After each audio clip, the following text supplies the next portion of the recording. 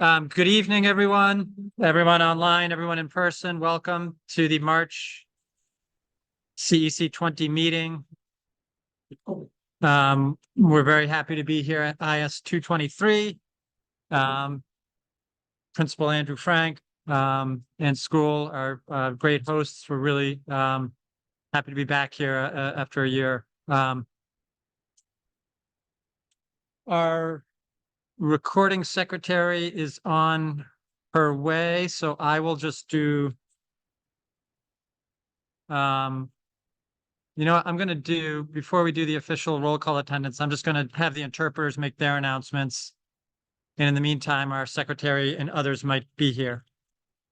So interpreters, can you hear me? And if so, could our Arabic interpreter please, for anyone who would like Arabic interpretation, Arabic interpreter, could you please make your announcement? مساء الخير، أنا مترجمة اللغة العربية، وللشخص الذي يود التواصل بالخط الهاتفي للترجمة باللغة العربية الرجاء الاتصال على الرقم التالي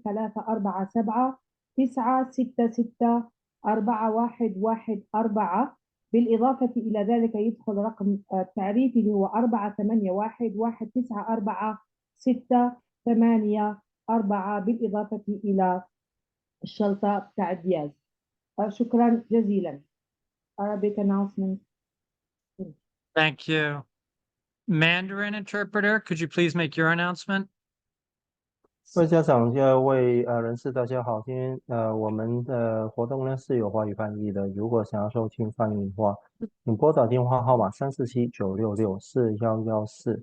我们今天晚上我们呢是有会议呢是有多种语言的翻译，然后中文热线的翻译的这一个密码是194-465-177，然后按井字。如果你想收听翻译的，请留在这个会议室上，请把你的电脑和电话都调到静音，然后在电话上拨入会议专线。谢谢。Great, thank you. And could our Spanish interpreter please make your announcement? Hola, buenas tardes. Si usted necesita interpretación en español, por favor, marque el número de teléfono 347-966-4114, seguido del código 649070028 y el símbolo numeral. Repito, si necesita interpretación en español, marque el número de teléfono 347-966-4114, seguido del 649070028 y el símbolo numeral. Por favor, mantenga sus dispositivos telefónicos en silencio para que solo pueda escucharnos a nosotros. Muchas gracias. Great, thank you so much. Just as a reminder for anyone speaking online or in person tonight, please try to speak a little slower than usual to allow interpreters to keep up. Our recording secretary is here. We didn't do the roll call attendance yet, but we should. Wait for me? Tell whenever you're ready, Joyce. I can. Okay, so now our secretary will take roll call attendance. Yeah, we're going to tell in local for CEC 20 March 2024 monthly meeting. President Steve Stowe. Here. First Vice President John Rippetoe. Here. Second Vice President Elizabeth Chen. Here. Recording Secretary Joyce is here.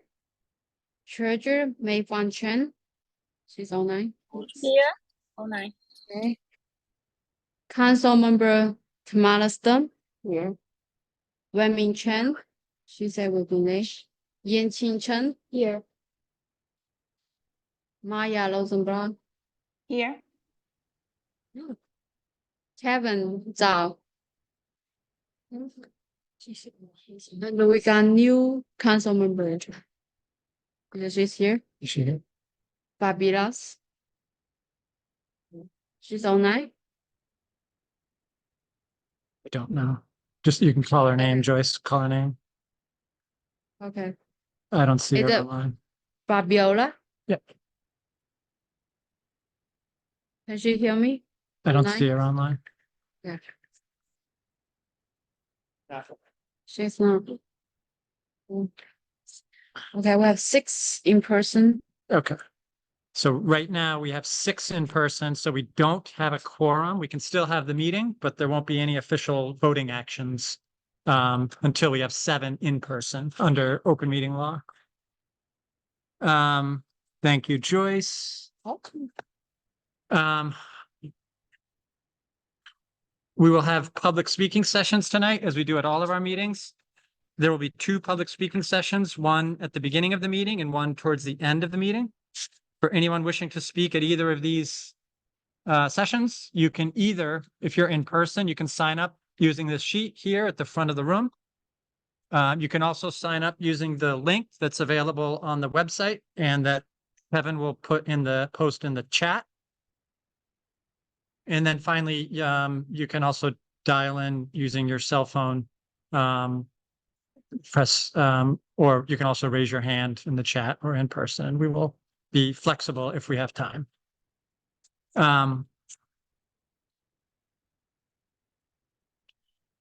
Kevin, can you share the schedule, please? Yeah. So the schedule for tonight's meeting. As I mentioned, first, we'll have a short public speaking session. Then we'll have a presentation from the New York City Independent Budget Office.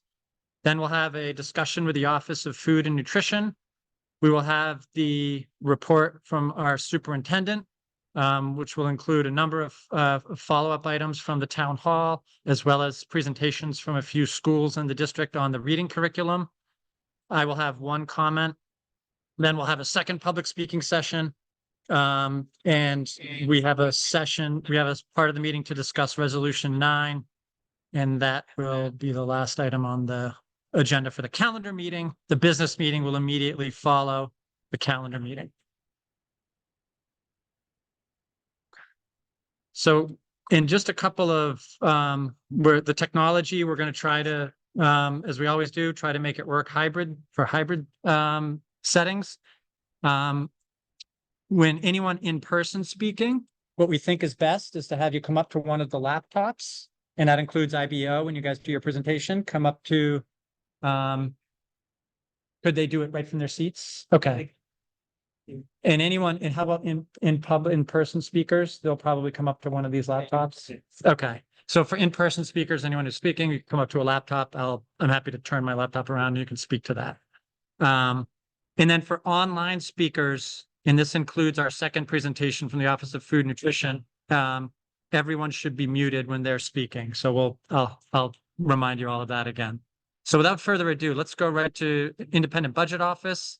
So glad you guys are here. It's a great, very timely topic. Obviously, I wanted to push it up to this month because we know the budget is in progress. Everything okay? The budget's in progress, and we have our legislative breakfast coming up in 2 weeks when we meet with all the elected officials in our community. And so we thought this was really timely to be able to learn and inform ourselves about what's going on with the budget. Oh,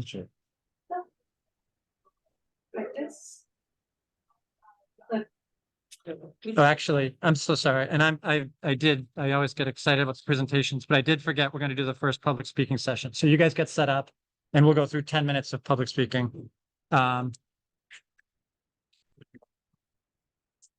So for public speaking in person, first one up is Alina Lewis. And I think if we're in person, we've got 3 people. That's perfect because I just want to keep it short. So Alina, you can do 3 minutes. It's short.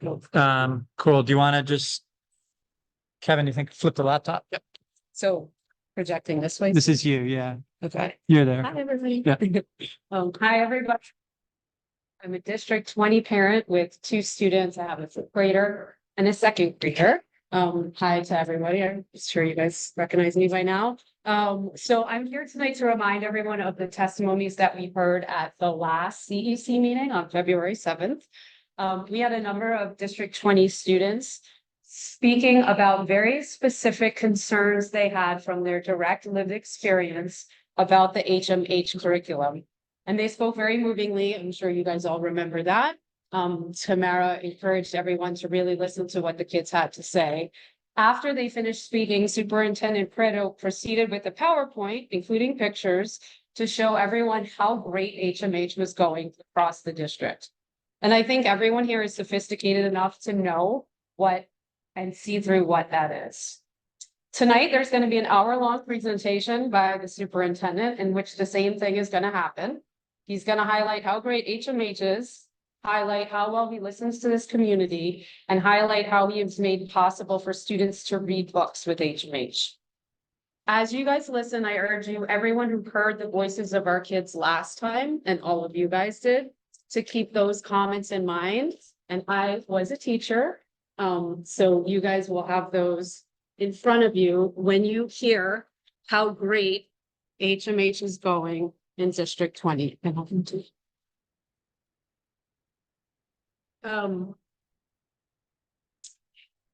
So I urge everyone here to keep the voices of our kids front and center. I encourage everyone on this council and everyone who's listening over Zoom to think about what it means to have a superintendent spend so much time and energy trying to dismiss kids' lived experiences and convince people in the district that his decision is good, rather than spending that same amount of time and energy actually hearing what we have to say and genuinely responding. I will also point out, because you're going to hear about how kids are now reading books with HMH, the absurdity of having to make room for books in a literacy curriculum. Why would a district choose a literacy curriculum that includes no books in the first place? As you listen to the superintendent's report, you can think about what our kids and our parents said last week about their experiences, and you consider what the superintendent's response shows about his willingness to actually listen to this community and engage with what we are saying. Thank you all so much. Thank you for listening to the kids with so much attention and detail last month. I appreciate all of you. Thank you. Thank you. And our next speaker, I do want to take a moment and acknowledge our next speaker's position, as well as a few others that have joined us. We always do like to acknowledge when representatives from our elected offices are here. I believe I saw in the participant list, we have Assemblyman Lester Chang with us here tonight. We also have, hey Lester, we also have representative from Assemblyman Bill Colton's office, Imam Ahmed Ali. And then our next speaker signed up to speak, I believe is online, Amariche Ngadi from City Councilwoman Alexa Avilas's office. I apologize if I did not get your name right. But Amariche Ngadi, would you like to say a few words?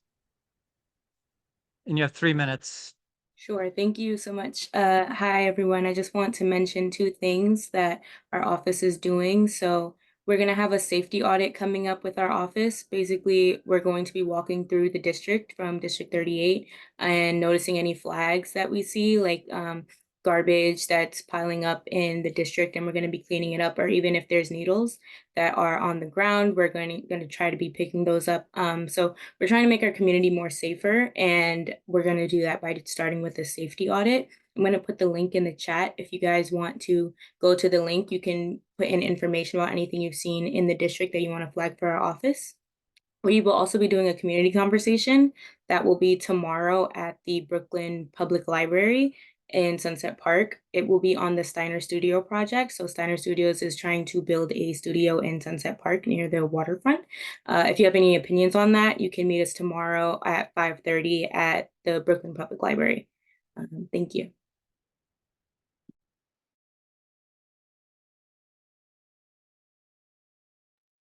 Thank you so much. And Assemblyman Chang, I assume you'd like to say a few words as well? Certainly. I'm in Albany right now, and my Chief of Staff Sawyer will be arriving fairly shortly. We have an initial preliminary budget discussion, and we just went through. So there is some looks like we're probably going to increase in school meals for all. That's a good news, and maybe some increase in budget for our students itself. So that's a good thing. But there's a lot of things I'll ask, but we're fighting for CEC 20, and we're in the middle of a battle right now of getting the maximum funding itself. And for those who are concerned about SUNY downstate, especially the hospital, looks like we will be funding for that for this year. We have enough support to make sure that downstate hospital will be maintained, because without that hospital, other hospitals have to pick up its pace. So hopefully it will get through the budget process itself. And that's all I have right now. And hopefully I get more update our next meeting itself. Thank you. Thank you so much, Assemblyman Chang. In our next and for the first speaking session, final speaker will be Maria Garcia. Maria, are you online?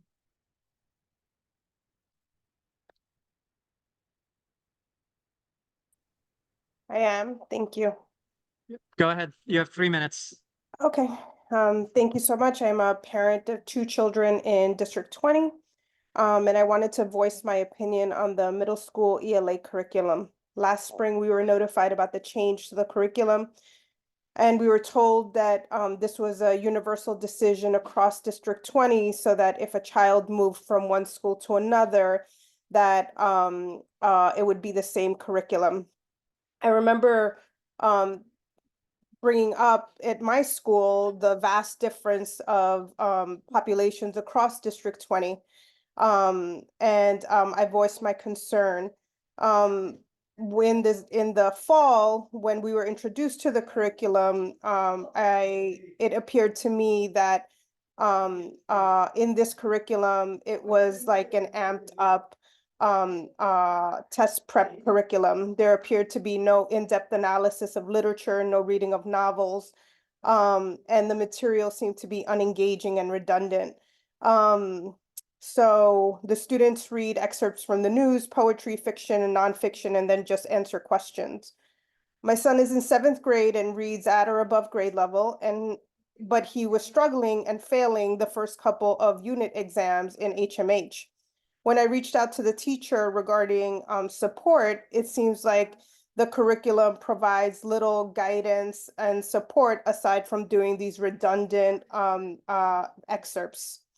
This became such an issue that I hired an ELA tutor, and the ELA tutor has to work on helping my son pass these redundant and boring unit tests. Aside from this, now I work with him on reading books and practicing grammar, because there is value in reading whole text and developing in context grammatical skills. We just went through a decade of TC, a curriculum that was a disservice to many students, and it feels like New York City Public Schools is making the same error again. My son was in 3rd grade when the pandemic hit, and he lost a lot of school. We still see the holes today. I ask that you help advocate on behalf of this generation that was robbed by so much, by TC, by the pandemic, and now it seems that by HMH. Let's not compound these issues further. Our students deserve better. Thank you.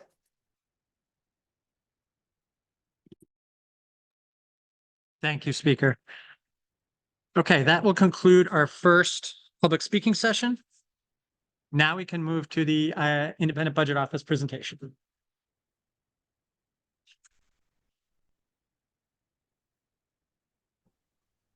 Hi, everyone. Thank you for inviting us to present today. We're the Independent Budget Office. Well, first I'll start with my name. My name is Taina Guarda. I'm the Chief Outreach and Engagement Officer, and I'm just going to give a brief introduction on who we are. I think let me just share my screen. Hold on, sorry. And this one. Share. Oh, okay. And then let me do a presentation mode.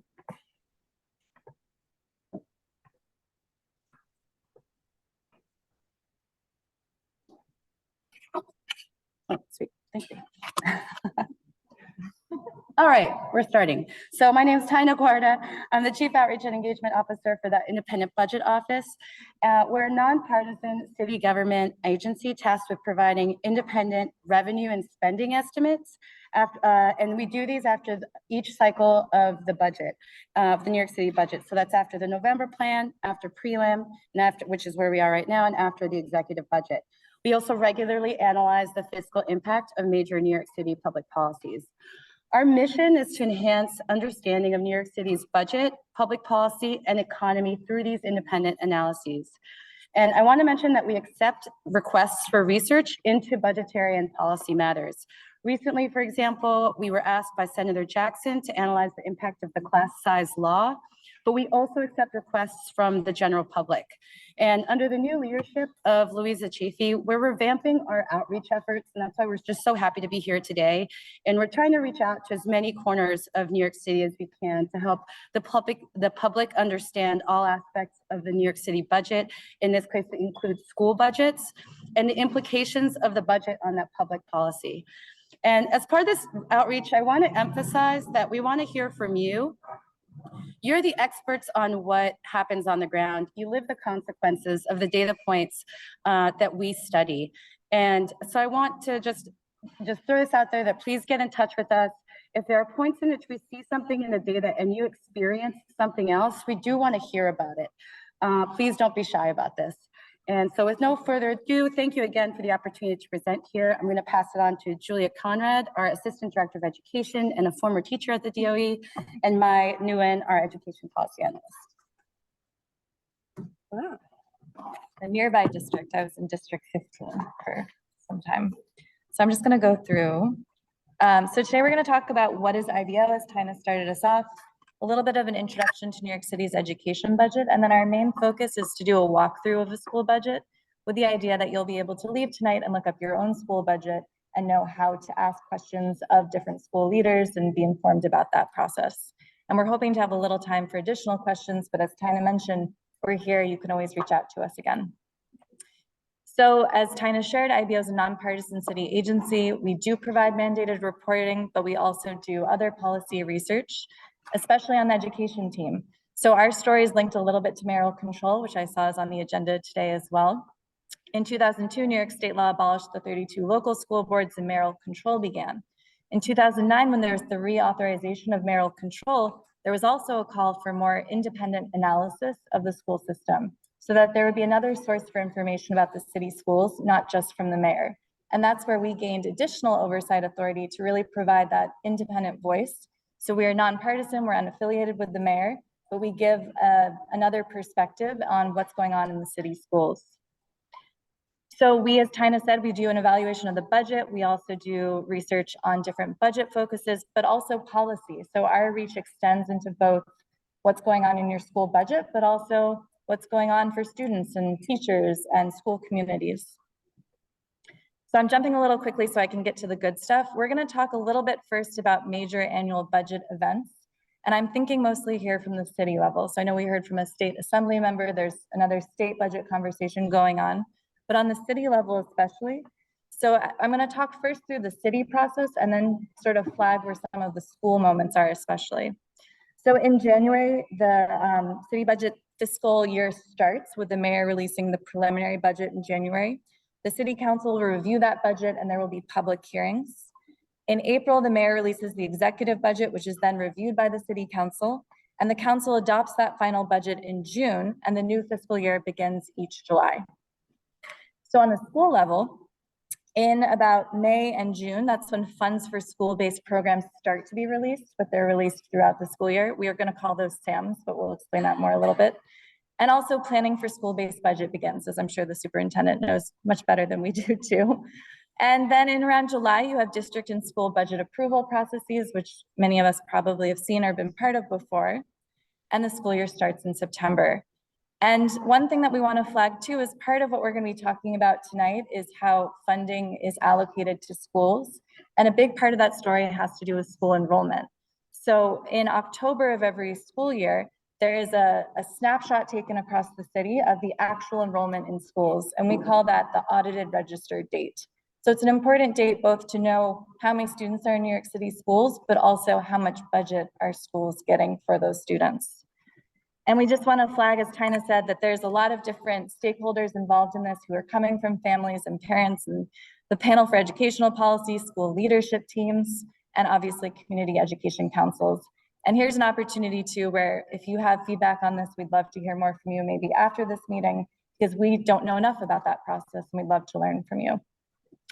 What we do know is how our school's funded. So this is Mai. So I'm going to turn it over to my colleague, Mai Nguyen, who's going to walk us through the next section, but we're here for more questions. Hi again, everyone. My name is Mai Nguyen.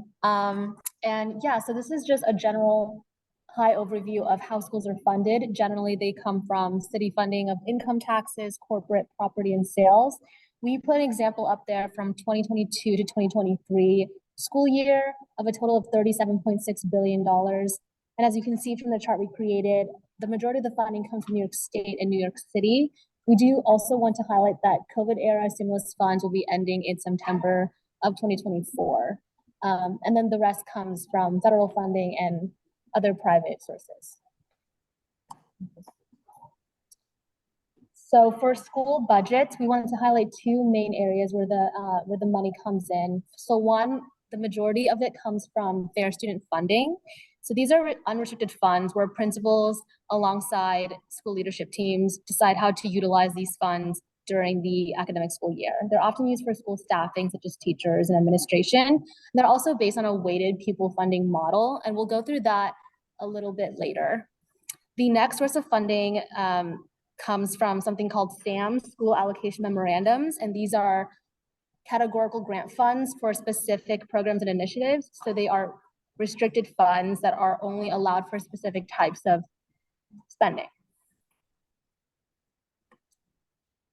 So to dive deeper into fair student funding, this is a model that considers the enrollment number of students and then also the needs of the students based on weights. So the categories for these weights include academic intervention, special education, English language learners, portfolio high schools. Students in temporary housing is actually a new weight alongside a concentration need. That was added this school year. So we are actually going to highlight 3 different examples of students based on their different weights and how that would impact the funding for a school. So for example, student A is in grade 2, and so that would be given a 1 point. And then this student, the next line says poverty K through 12, which would then be given a 0.12 weight. And then the student is also considered an English language learner in K through 5, so that's a 0.44. And the total weight comes to 1.56. What isn't shown on here is the actual formula for FSF, but this weight would be multiplied by the per pupil funding allocation, and then that would determine the additional funding for the school. We have 2 other examples as well, student B and student C. So again, student B is in grade 7, so that would be given a 1.08 weight. They're also considered a special education student, so that would be given a 1.18. And then they're also given a weight of a student in temporary housing of 0.12. And so that would be considered in the funding. Student C is in grade 12, which is 1.03. Below standards 9 through 12 is actually relating to their academic intervention category. And then concentration need is tier 1. And so that would all be considered when it comes to the funding of the school for the upcoming fiscal year. So that was fair student funding. And then again, the remaining funds come from something called school allocation memorandums, which is through grant funds and DOE programs. So the first part is categorical grant funding. So for example, New York State has a New York State textbook law or library hardware and computer software. Also from the federal government, you may have heard of something called Title I school allocation, and then also Title III, which are federal grants for limited English proficient programs for English language learner students. Also DOE programs, and this can also change from year to year, but some examples from this school year include Project Pivot Initiative, Advanced Placement for All, Food Education Grant, and increase in students in temporary housing, which you can see was issued very recently in March of 2024. So these can be added very recently as of last week.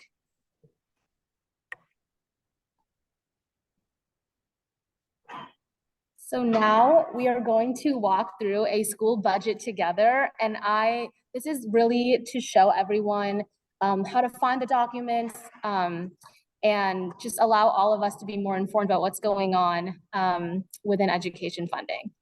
So I know I'm sharing my screen, but I want to share to, you can't see that. Okay. Maybe it's, okay. Okay, so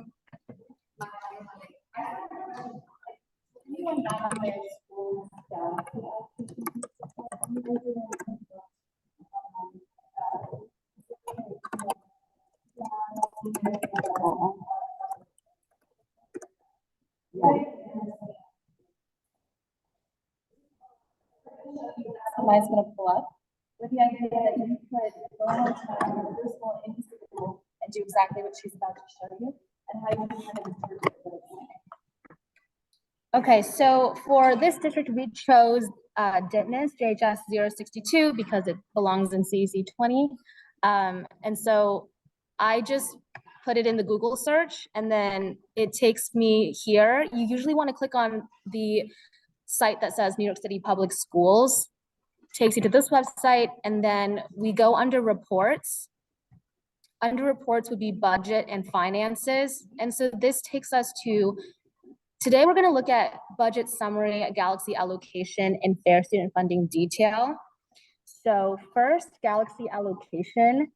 This tells us what kind of money is coming into a school. So the Galaxy allocation page shows all of the different categories on this side, and then the amount for each category underneath the fiscal year 2024. So for example, this is for fiscal year 2024, but you can actually look through all the different fiscal years. You can also compare them as well, but we just want to highlight that when you do compare them, you want to be careful because the funding can be added very recently. And so just for example, if you look at 2022 fiscal year, it will say Galaxy allocation as of May 3rd, 2023. But then if you look for the same school in fiscal year 2024, it will say Galaxy allocation as of March 13th, 2024. So just being careful in comparing those 2 years. As we go down, we can see the category, the allocation categories, and then the amount that is budgeted for them. So ARPA, Academic Recovery Arts, this is the American Rescue Plan Act. So this is a federal grant. Contract for Excellence would be a state grant. Title I would also be federal. There's a break right here, but they're the same page. Going all the way down, and that will tell you the grand total that is estimated for the planned money coming in for that year. So this is Galaxy allocation. The next thing we want to show is Galaxy budget summaries. 1 second.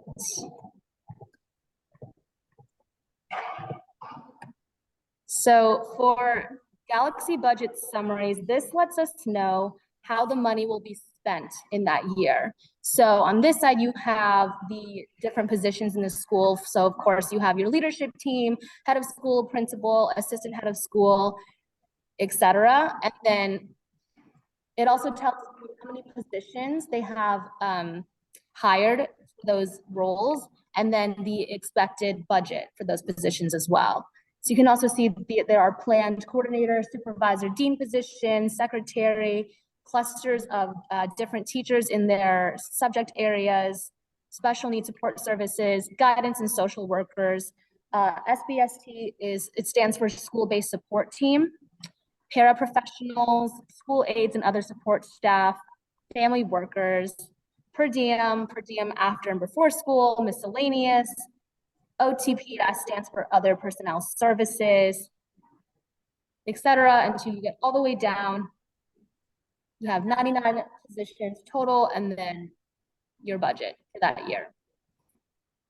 So again, we looked at Galaxy allocation, which is letting us know what kind of money is coming from into a school, and then Galaxy budget is how our schools plan to use that money. So I'm going to go back to, again, the main page of the school that we're looking at, and then now we want to look at fair student funding detail. So I'm going to open that page. So fair student funding detail, as we went over in that in the presentation, this essentially lets us know the enrollment and the change in enrollment of students based on grade weight and then need-based weights as well. So for example, in grade weight, you can see that in 2023, it was expected to be 912 students, 2024, 876 students. And so you can see the register change. There is an expected 36 students less in enrollment. And so because of that, you can see that there is a decrease in expected funding for the school of 164,762 based on a change in enrollment of students. So that's grade weight. And then the remaining weights are based on needs of students. So academic intervention, for example. You can also click on this blue arrow to see what exactly academic intervention is categorized by. English language learner students as well is another need. Special education services. And then we also wanted to highlight that, again, students in temporary housing is a new weight added this year. So it was not considered in the last fiscal year of 2023, but in fiscal year 2024, 105 students are now considered as students in temporary housing, which then adds an additional $53,391 into the school. For DIPMIS, there is not a weight for concentration needs. This is based on specific tiers of the school. And so there would be a 0 for the row. Portfolio is also for high schools. This is an elementary school. And so this would be middle school. I'm so sorry. This is a middle school, so it would not be considered a career and technical education school. So there are no weights for that as well. And so then based on those weights, we can go down to the bottom and see the total allocation amount. And this is fair student funding detail. So I think I covered SAMs. Yes. Lastly, our SAMs, which is in budget summary. Yes. Okay, so the last one would be school allocation memorandums.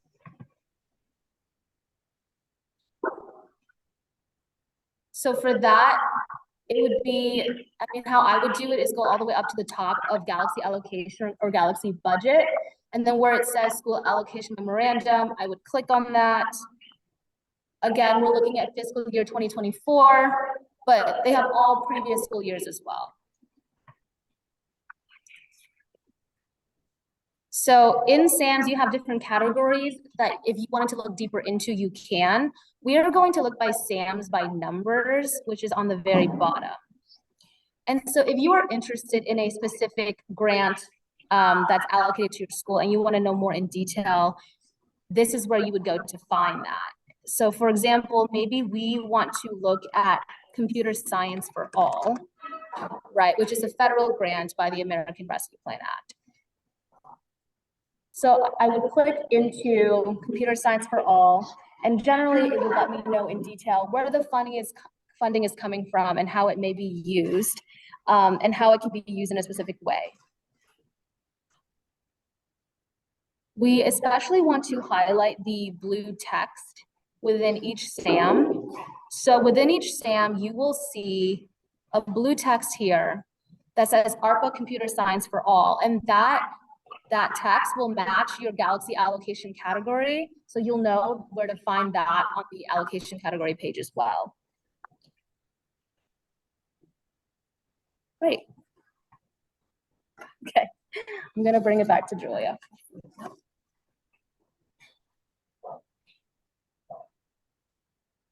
Oh, how do I get back? New share.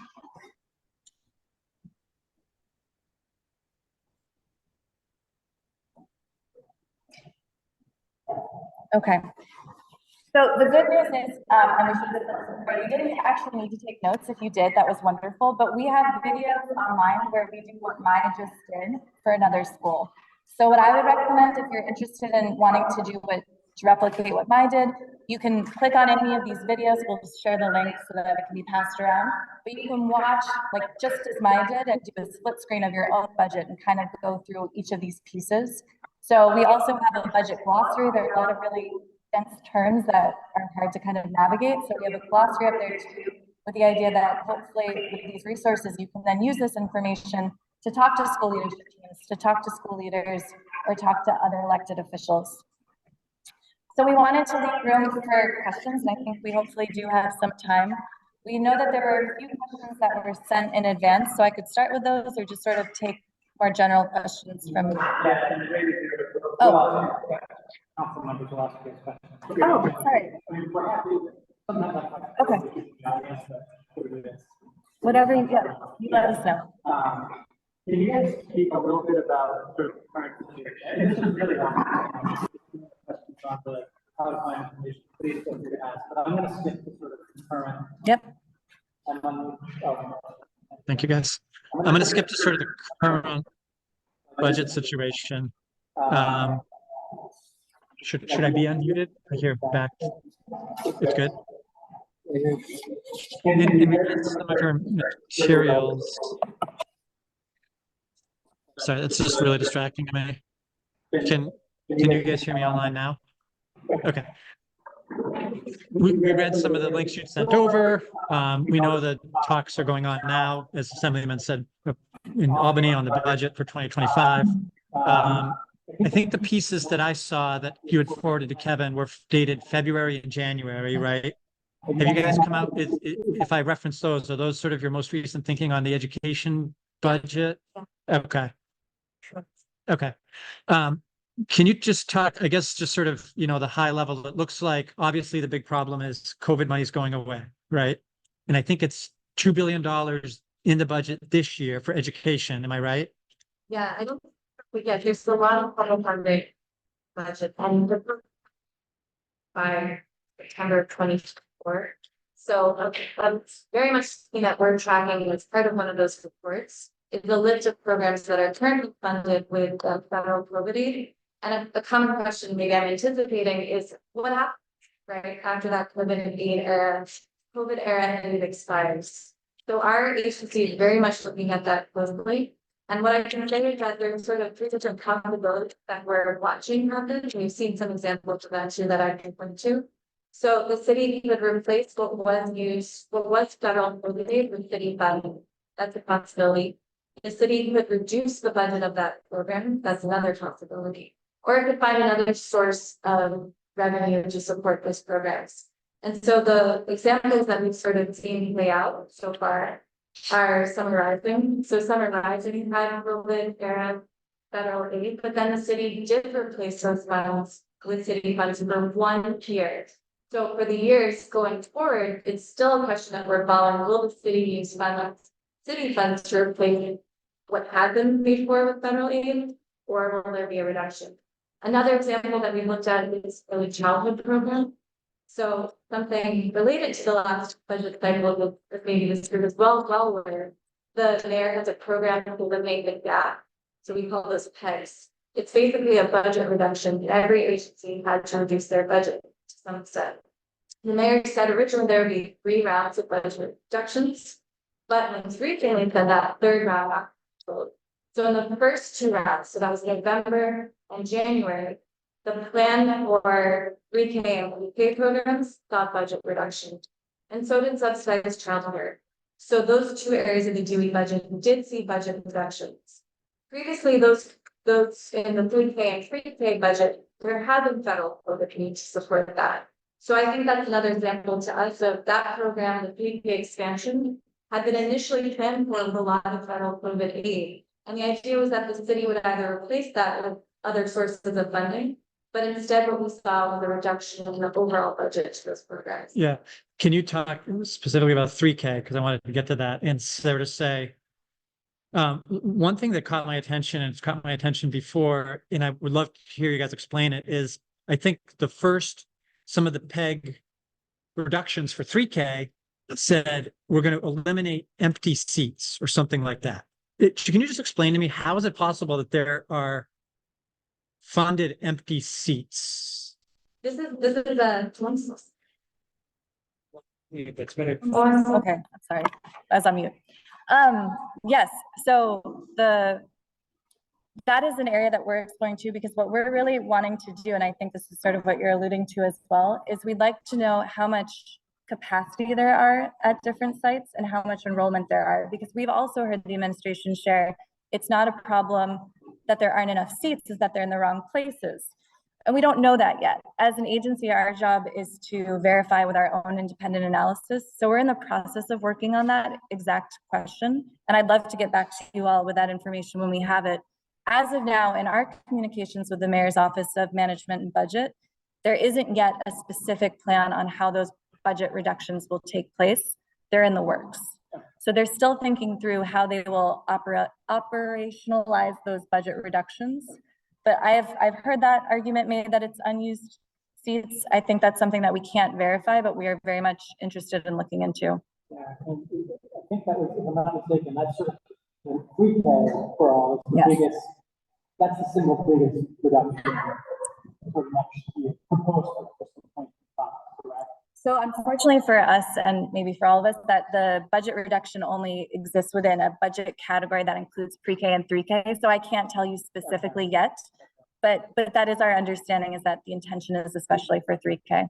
And I looked at, like you said, in the research, sorry, you guys, you'll before 1 second, but this is a, like you're gonna shoot me a lot. Definitely. In your research, you had a number of programs that were also eligible for reduction. Would you describe, I guess I sort of looked through them, and there's the early childhood stuff, just like you said, there's also childhood subsidies, Head Start, Early Learn. There's, you know, some Horizon running on it. Do you see a lot of classroom cuts in the areas that have been proposed so far? How would you assess the impact on the classroom? Like the experience in the classroom specifically? Yeah, and I guess we're talking about early childhood, and that is a classroom too, but how about the K through 12 classroom? How much impact is there? Well, if you're talking about what has been funded with federal funds specifically? No, so I don't see any examples of that come to mind. I think the PEG reductions took place, and there were some that affected staffing, but when we asked the mayor's office as a follow-up, how will that affect staffing in schools? The answer that we were told was it won't, that it shouldn't, that the staffing reductions or the PEGs that affected staffing were for regional staff or central administration, not for school-based staff. That's what we were told. I'd be very curious what people are hearing on the ground. What's the one, so what caught your eye? What did you see that looked like a potential staff? I can show you in the documents. It's in the November plan. So the November 2023 financial plan, there's the whole document of all these PEGs, the program to eliminate the gap. And there's some within the DOE budget for things like a hiring freeze, or I'm forgetting them off the top of my head, so I don't want to say the wrong thing. But I can definitely follow up with you. But we did follow up on that, and we were very curious, is this going to affect school staffing specifically? And the answer that we were told, at least, was it shouldn't. You're sharing for now, but constantly you guys want to look at that. Yeah, we are. We check it. What, can you tell me a little bit, and then I'll yield the floor, I promise, for now. How does it work with sort of city, right? We're all education advocates here. We're all pushing for the education budget. There's all these other agencies. And, you know, mayor has talked about, give me a 5% cut, give me a 5% cut, you know, multiple times a year. How does it work behind the scenes within the city? And then how can we be effective sort of with that knowledge, reaching out to our city council people and saying, look, I know you're dealing with lots of different agencies. None of them want their budgets cut. Can you have any insight on the process, how it works? So I don't have insight other than what's publicly known about the like the negotiation, city council and mayor, we're very much removed from that for our nonpartisan status. But to your question of how can all of us participate, I think the reason why we wanted to show all of those programs and those budgets specifically is that if there are things that are important to you that you can name and see in your school budget, you could advocate for those specifically with city council members. There are also hearings. There's an education hearing on Monday. So going and giving public testimony or contacting your council member, maybe this group already does that and knows that very well, but I do think that matters.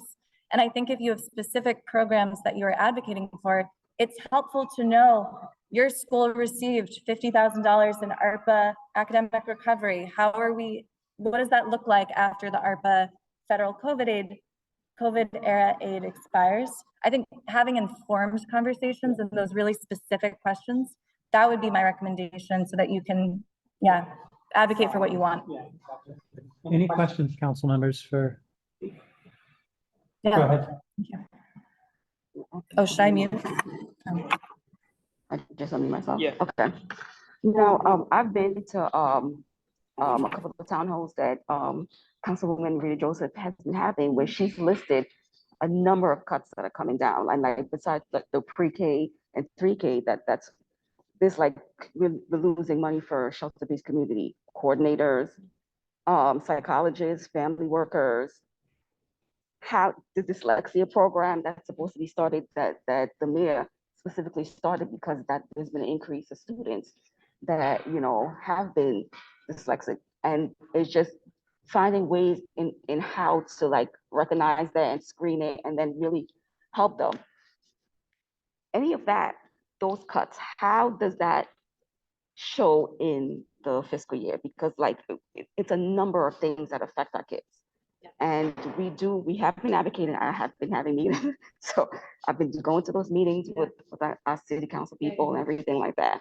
We're advocating and we know ahead of time, like what's coming out of the pipeline. So we can, make sure that our schools are prepared.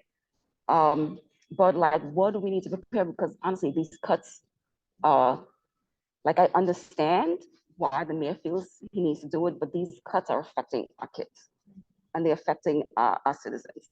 So like, is there like something else that he can, I know you can't probably answer that because it has nothing to do with you, but like how deep are these cuts for the next fiscal year that we need to be concerned about? So I think the ones you're speaking about that I can recognize have to do with those are federal COVID era aid funded. So like mental health for all funded school-based social workers, guidance counselors. And so that is an example of a program that received federal funds. And similarly, we are also asking that question, what happens when those funds expire? So I do think that putting like that is something that you can ask about, you can put pressure on to ask what happens next. But I don't have too much more of an answer than that. I know, but I will say, like, just to really reiterate what Tina started with, that we are here to provide whatever research and analysis that can support your understanding and your work. So please, I'm going to share our contact information, but if there's specific programs or specific questions, we would love to be in touch and support how we can with that. Our independent analysis, we don't provide policy recommendations, we don't take positions, but we are here to support New Yorkers and provide transparency. So maybe if we could follow up, and I'll put our contact. Yes, thank you. How are you guys hired and how are you guys funded? I just want to be clear about how are you guys being funded. So how do we know that you're really bipartisan? Yes. So absolutely. So we are a non-governmental agency, and so our actual mandate comes from state law. So our charter is part of state law. It's part of the city charter as well. So we exist in this like very strict legal space of independent, nonpartisan status. Our director is chosen by an advisory board and then approved by the borough presidents, the public advocate, and the comptroller. Thank you. And so there's a broad range for our director. We're hired by the senior staff. Our budget is written into state law, and we have a dedicated share of what the mayor's office of management and budget has. So and this is all in state law, so you could look this up, but we get 12.5% of whatever the mayor's office of management and budget has. The intention behind that is it protects there isn't a mayor who could defund our agency without defunding their own office of management and budget. So that's how our funding is allocated and set aside and how our leadership is chosen. Okay, thank you. Yeah.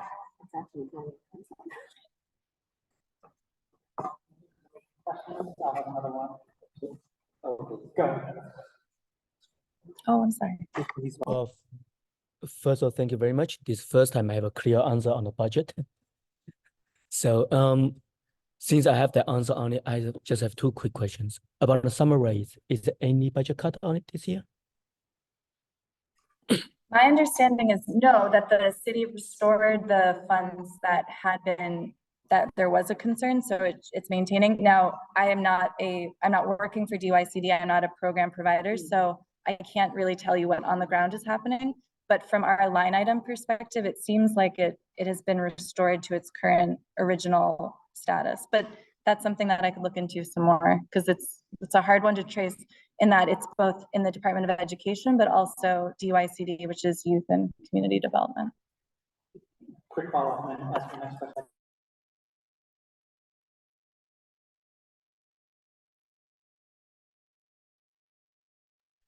The web pages Mai was showing before, would those include DYCD funded programs like Summer Rising on the school's budget on the Galaxy pages? That might be a better question for a principal, or is that something that schools individually get funds to Summer Rising? Okay, so then it would. I think there's a SAM for Summer Rising. Okay, then yes. I think it should, if it is allocated within a school budget. I'm trying to get a nod from the superintendent. No, I don't know, but it sounds like yes. Oh, okay. If you've seen it on your SLT, then the answer is yes. Yeah, yeah. Okay, thank you. There are a lot of SAMs, but I feel like I know a little bit about most of them. So the second one is about the weighting. I know the budget weighting is determined by a committee. Is it? Oh, the weight for the first budget? Yes. Yeah, go ahead.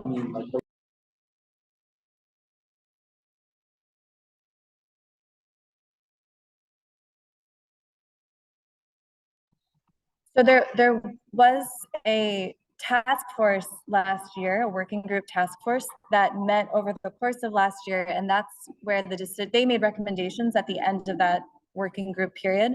And there were a couple of recommendations, and the recommendations that the mayor's administration took up were the students in temporary housing weight and that concentration need. I would have to check about the historical of when all those other weights were added, but it's something that is city-based, so that is like at the discretion of the city policy level, and that is for specifically how New York City is funding school budgets.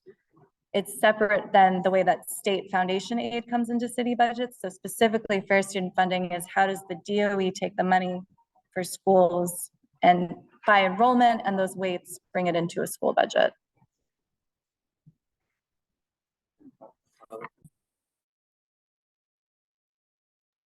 The committee task force, is it independent or is it like recruited by the mayor office? I'm not sure who invited. I think maybe it was the mayor's office, but that's very public. So I think if you Googled even like the task force working group, you'll be able to see a list of the members. One of our team members was on it. Now she's one of our senior staff members as an observer. So we didn't participate in that task force, but we were there to provide our independent analysis at times as well.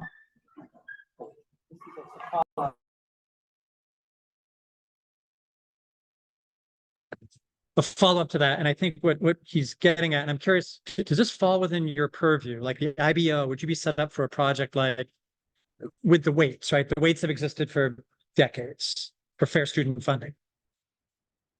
At some point, they're arbitrary, right? I mean, we rank things relative based on need, but if you talk about, why should it be 1.2 versus 1.3? Why should it be 0.4 versus 0.5? And just, taking a look at, is that an effective way of funding education?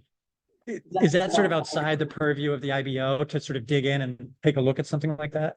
So I wish one of my colleagues were here because that is his passion, is Okay. looking at exactly what you're describing, like fair student funding. The intention behind it is that money is following students and based on student need. So both how many students, but what kind of services will we provide to support those students? So that is something that we are interested in exploring. And we have, but I'll tease it, we have a project in the works on that. So once that's published, I can definitely share with you as well. Yeah.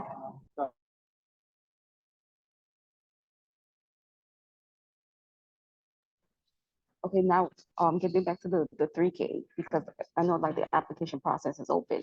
Now with the decrease in possible seats, should parents like really like be concerned with possibly not being able to get a seat? Like I know you guys are looking into it because like, but that's a concern that a lot of parents are dealing with, especially because 3K was created so people could get back into the workforce. You know what I mean? It didn't benefit me because like by the time it came around, my kids were already in school.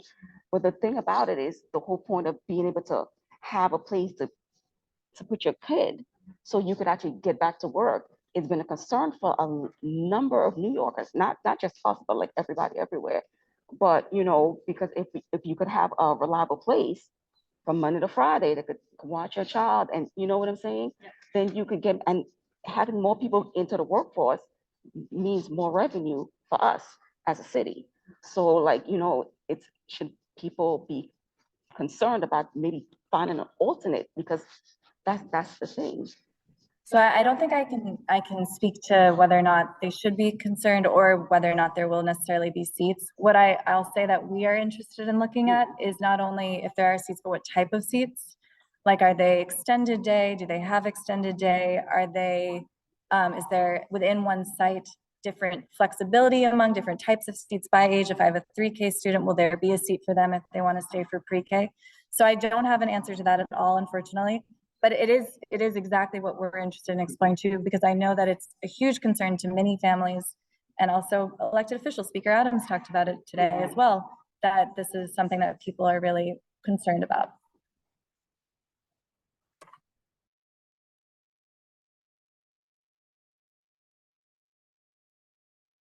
Everyone on mute. I always forget to.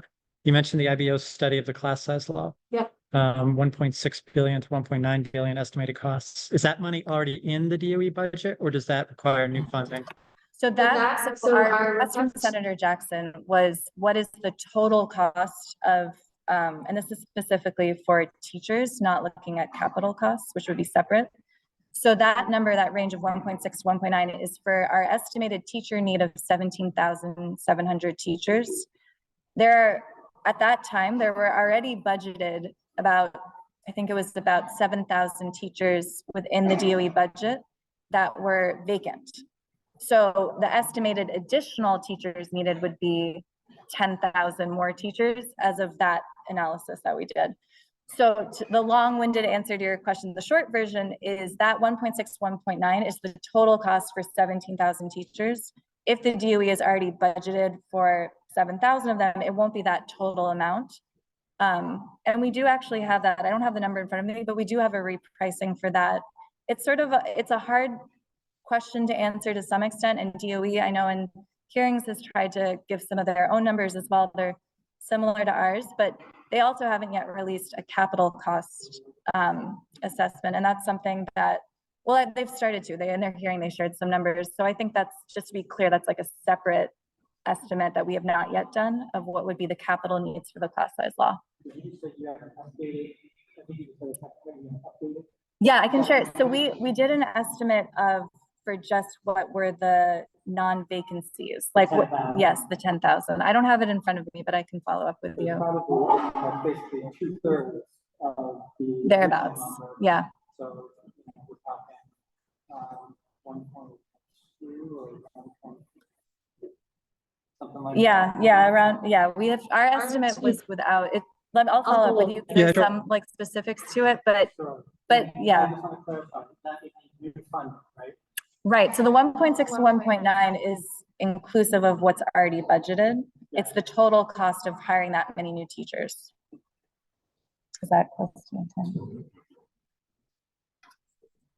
Oh, the repricing? Oh, thank you. Okay.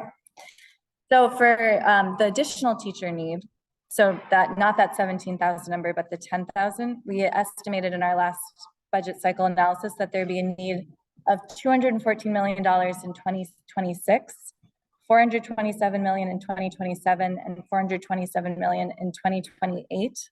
The reason why it's stacked like that is because there's different years of compliance. So with every additional year, more of our DOE schools have to be in compliance with the class size law. And it starts in 26 because we're actually already in compliance as of this year, because it increases the number. I will say those are our numbers as of now, but this is a difficult number to estimate. So we're going to keep thinking and iterating on that analysis as well. Were those incremental growth each year? So by the time we get to 2028, it's $1 billion? No, thank you. So the way we talk about numbers, it's like in that fiscal year, you would need to add that much money to the budget. So it's not, no. So it's like in that year, you would need, in 2028, you would need to add to the DOE budget for 2028. Yeah. What was the top? It's been added in 27 and 26. Right, but within each year, yeah. So I'd add 400 to 2026, and then I'd add another, yeah. So if you're thinking of like across all the years, how much money do I need? Yes. By the time we get to 2028, there will be about $1 billion of new spending in the budget, because for those across those years, you've added a little more in 26, 27, 28. I think so, but if I'm hearing you correctly, I'm not saying that in 27 you would add the 400 plus the, yeah. It's the new number is the number that year would need. Right. Okay. But if you're starting from now. Yes. And then saying by 2028, yes. How much bigger will the whole budget be? I think you'd have to add up each one of these years, right? If you're looking across all the years, yes. Yeah.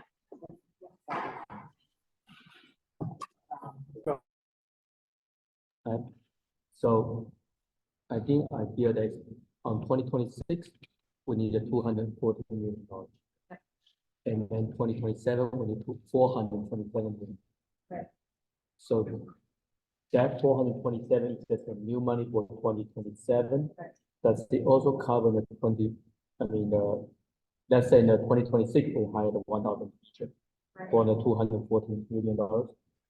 That 427, does it include the salary for that 1,000 teachers? Yeah. So, right. Okay.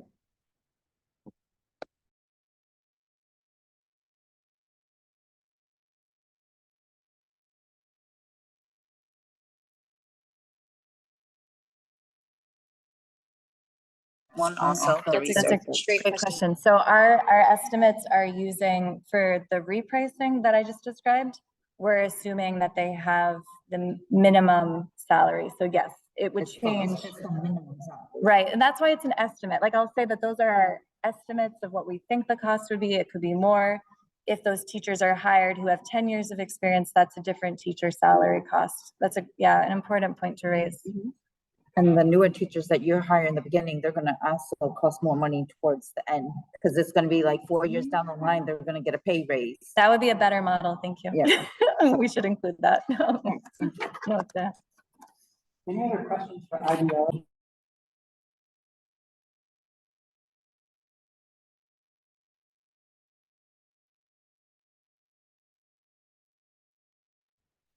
Right. From the budgeting, we say, using the budgeting always come from because it's not an impact from the class size law.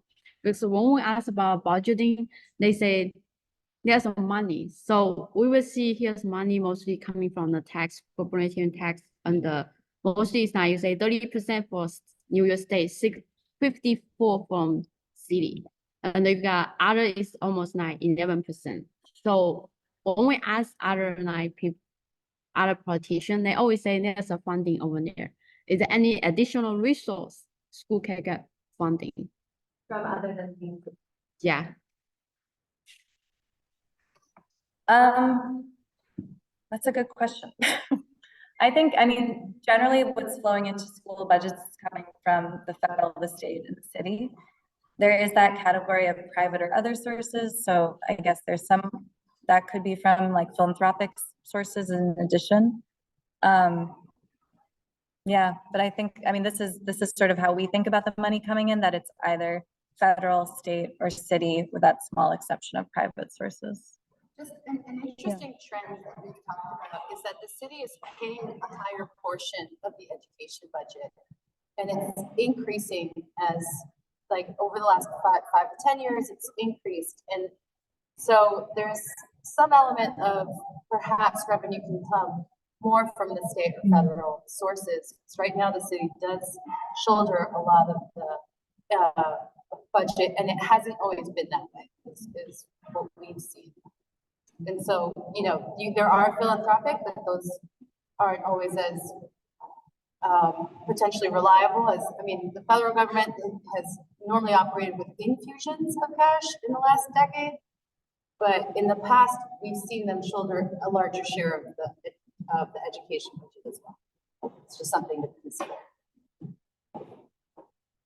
Offhand, do you guys know if any major corporation have gave us any grants for the DOE? No, but that's something that if you want to follow up, we could look into that too, because I don't know that offhand. Right, thanks. I want to put up before we leave our contact. Yes, and you can, sorry, I'm gonna have to click. So, Tina, me, and Mai, please feel free. Yeah, if you want to take a photo, those are our email addresses. I have cards too. If you want to come say hi, I'll be sticking around for the meeting. But we're really here for you. So please stay in touch or reach out, and we'd love to talk to you more. Thank you so much. Yeah, thank you all.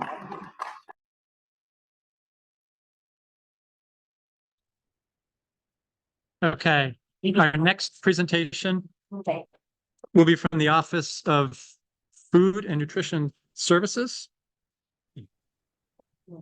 Kevin, do you see them in the room?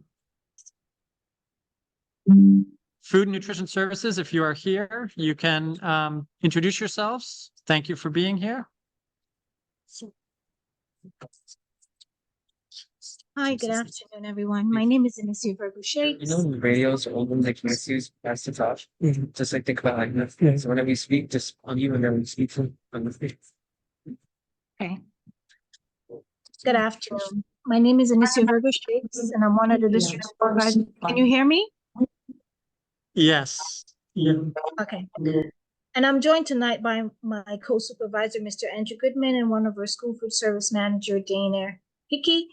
And we're just going to give a brief overview of the organization and just address any concerns or questions you have about the budget reduction. I'll turn over to Mr. Goodman.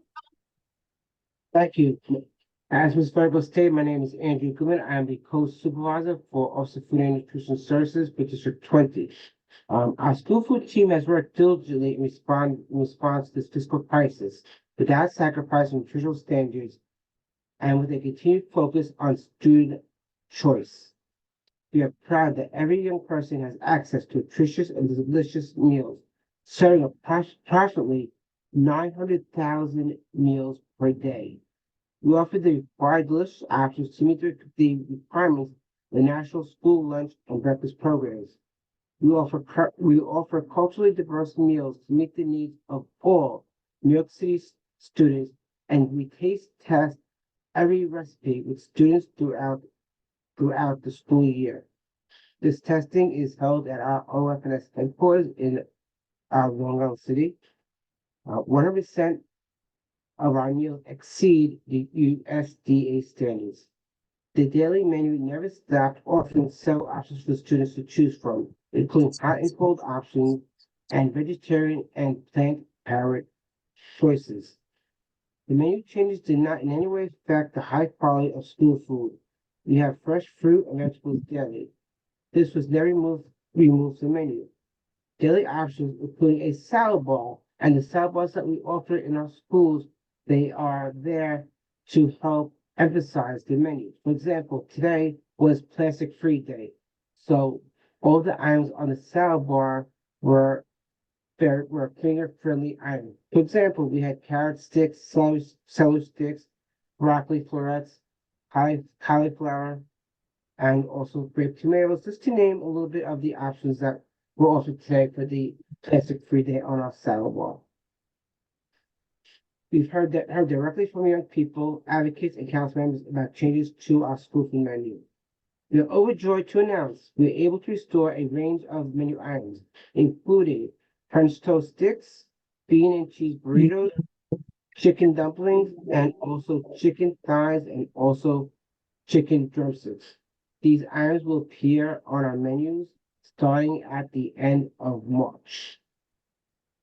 We remain committed to serving healthy, culturally inclusive, and tasty food.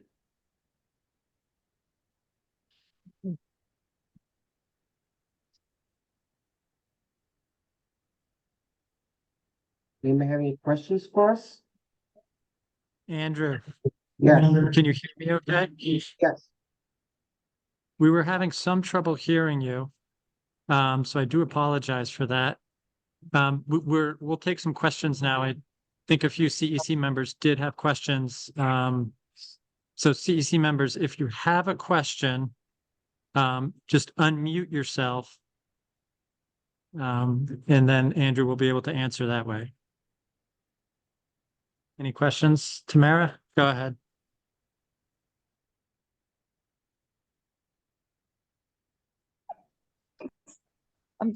Hi, Andrew. I couldn't hear you as well.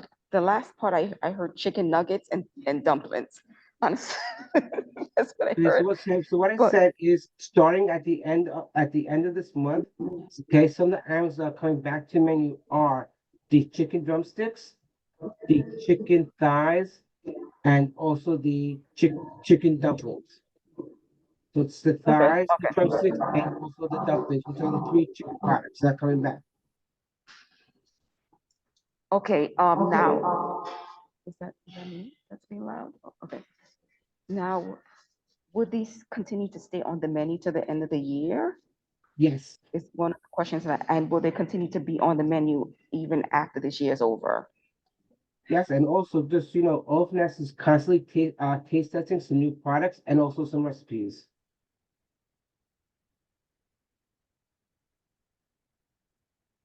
Did you hear that clearly? Or would you like me to elaborate? No, I'm still having a number of us are having a hard time clearly hearing what Andrew's saying. Like when I don't know if he's too close to his mic, but I know at one point he's like, you could tell that he sat back and we were able to hear him a little bit. Okay. But I did hear the last part. All right. So basically what he just stated was that those items will be back on the menu. So basically we'll have the chicken dumplings, the chicken thighs, the chicken drumsticks, chicken tenders. They'll be all back on the menu. And as you asked, will that be throughout the school year? Yes. He also stated that we'll have additional items added because we're now doing taste testing for a few new items that will be added to the menu.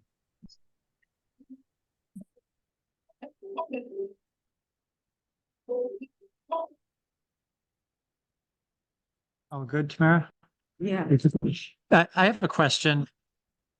How do you guys, can you talk about food waste and how you, number one, how you track it? And then number two, what have the trends been, say, the last 3 years? So one of the things that we offer in the schools is we call it a shared table. Okay, so a child takes an item that is wrapped up, for example, like a milk or a piece of banana, or let's say apple slices. They choose that they do not want that. They put it in on the shared table for another child to go and help themselves. So if I just heard you right, that basically you're saying if a kid takes a banana or a self-enclosed an item that's packaged in some way and don't use it, you guys will put it back on the cafe line. But No, is that right? No, not on the cafe line. It's a shared table. So where a student Okay. can go and help themselves. To, for example, an extra milk, for example, if somebody took a milk and that's closed, and then they decide they don't want that milk, they put it on the shared table. Okay. And what about the food that's left over, the cooked food that's left over at the end of the day? How do you guys track the waste at the end of the day, sort of all the food that's prepared and cooked but not eaten? I'll take that question. Basically, what we try to do in our schools, we do batch cooking, and that eliminates a lot of the waste. For example, we'll basically reach out to admin. Most times we get a count, the daily count for the day. We also request the RSAL. So we basically have an idea of how many students are in the school, and our managers basically know, give and take, a rough point about how many students will have a meal each day. So we do batch cooking in order to eliminate that kind of waste. We also have the food donation plan that we just introduced to our principals. And that is basically for items that we have left over. For example, if we have salads or stuff, we ask them, do you have a need for these items? Or we could give it to the schools or to a pantry, basically for them to utilize. And we just introduced that a few months ago. So we are working on that. Okay, but as far as saying, okay, system-wide, is there anyone in the office that's looking at sort of the volume of wasted food and tracking that over time to assess how successful these programs are? Yes, so that is being done on the school level. So in each school, we have something called a food production record book. Okay, and in that record book, they are actually documenting how much food they prepare, how many students we serve, and also the leftovers. I'm so sorry, but Anichia, can you just repeat kind of what Andrew said? His audio really is not good. Okay. Basically, what we do, we track that on basically on a school level. So we have a food production book, and basically that outlines what the meals that we prepare daily. It also records the leftover and what was served. So based on that, we actually use that to plan for the next day or for the next week, based on attendance and based on the portions that we served and what was left over. We also have the survey that we sent out to principals and to the students. And so we kind of get a feedback of the items that they do like and the items that don't go over so well with the students. For example, on a Plan Forward Friday day, if we know that they're not gonna actually, a lot of students won't take the chickpeas gumbo, we'll try to prepare more like a cheese sandwich or burrito, basically, because we know that they will take more of that item. So yes, we do track that daily. Okay, thank you. And Steve, just to add, that is done on the school level. So Yeah. each school has their own record keeping for that. So it may be very popular at school number 1, may not be so popular at school number 2, for example, and vice versa. Got it. Thank you. And there's one question I'll just take from the chat, just asking about vegetarian options. I know, I think it's been Mayor Adams, I think, sort of initiated a vegan Friday, I think, but can you just run through sort of, how many vegetarian options are available sort of each day of the week? Sure, so go ahead. Anichia, if you could answer, that would be better. Okay, so Just- basically we do have vegetarian options offered daily, every day. Okay, however, on Mondays and Fridays, Mondays are meatless Mondays and Fridays are Plan Powered Fridays. So on those 2 days, basically that's when it's all or mostly vegetarian. But overall, we do have the options available every single day. Okay, thank you. Council members, does anyone have any questions for food service? I do have a question. I don't have mine.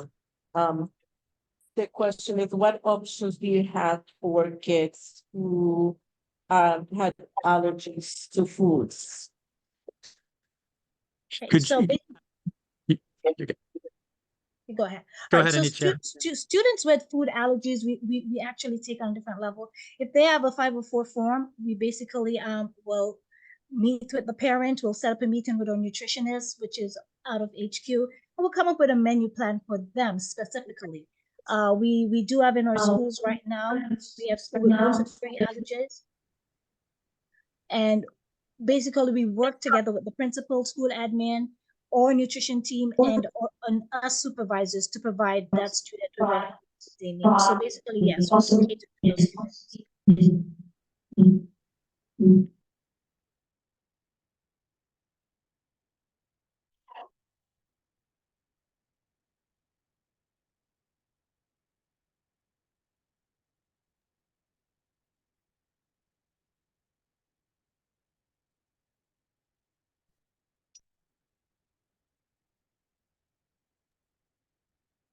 Will there be any more questions? Following your kids. Fabiola, can you say that again? You can just leave Anicia with the feedback. Yeah, I know from parents that they not familiar with the options for their kids.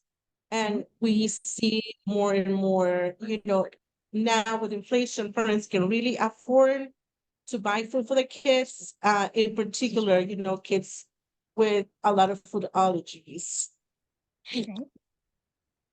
All right, so we'll leave our information in the chat, and you could reach out to myself or Mr. Goodman, and we'll make sure that we reach out to that school. We could reach out to the parent coordinator, the principal, or even the school nurse, find out who that student is, and then we'll set up a meeting with you, the parent, and then we could go over the options that we have available and could come up with a menu plan for that student.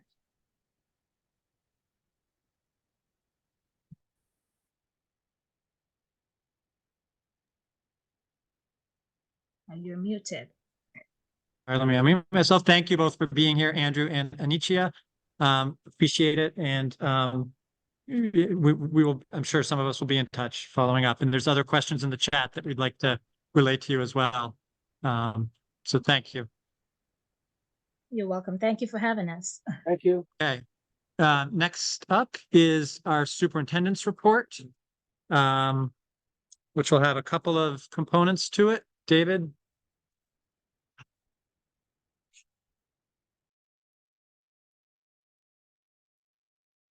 Okay, sure.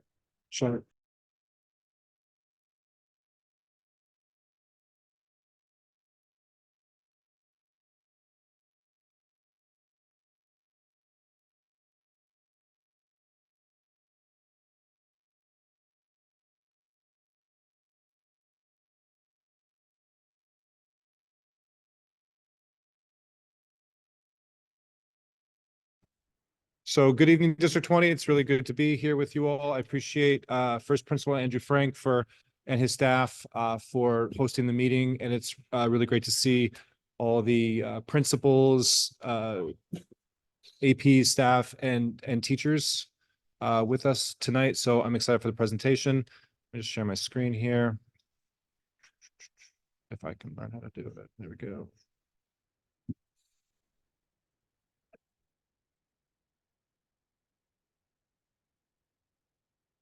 Okay.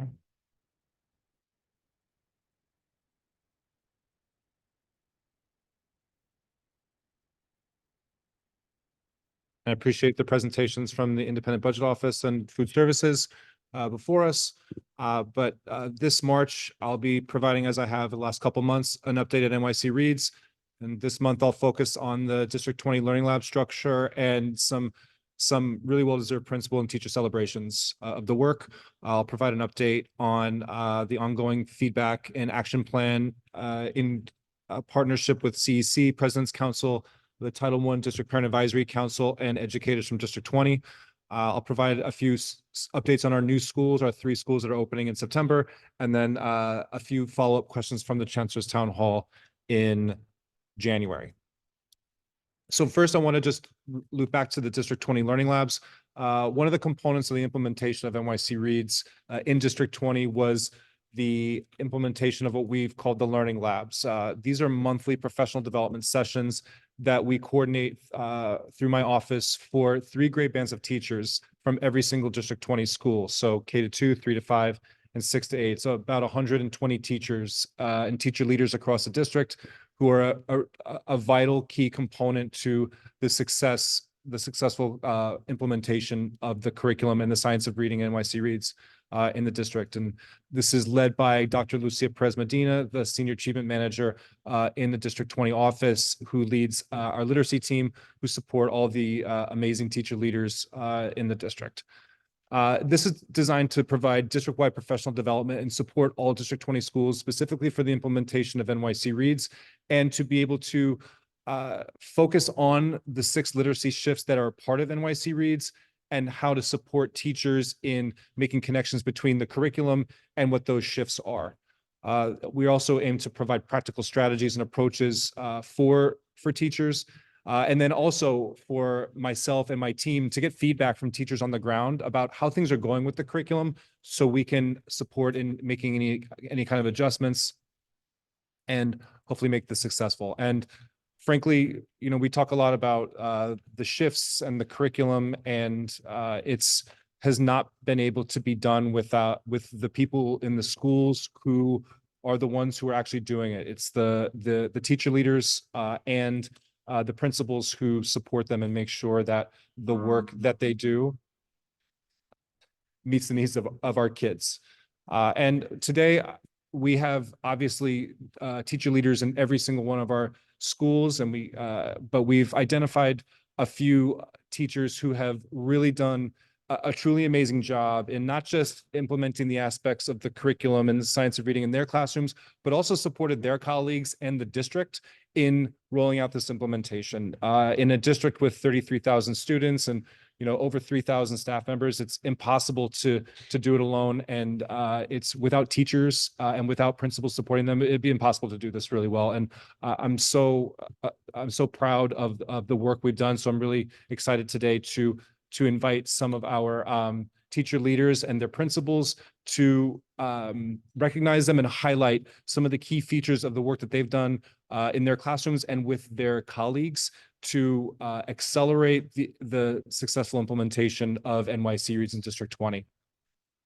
So today we'll be highlighting teachers from 4 different schools, from PS 127 McKinley Park, Principal Agatha Alejandro, PS 247 New York City College Partnership School, Principal Jessica McKenna, PSIS 163 Bath Beach, Principal Jared Shapiro, and PS 160 William Sampson, Principal Margaret Rousseau. So what I'd first like to do is I'd like to introduce Principal Agatha Alejandro, who's going to, in partnership with me, describe the work in in PS 127 and to introduce the teacher leaders from 127, Violetta Mukuka and Karen Doherty. So I'd like to introduce Agatha Alejandro.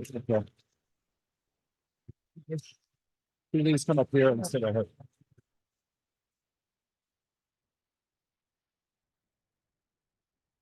Once you come around and yeah. Watch all the stuff.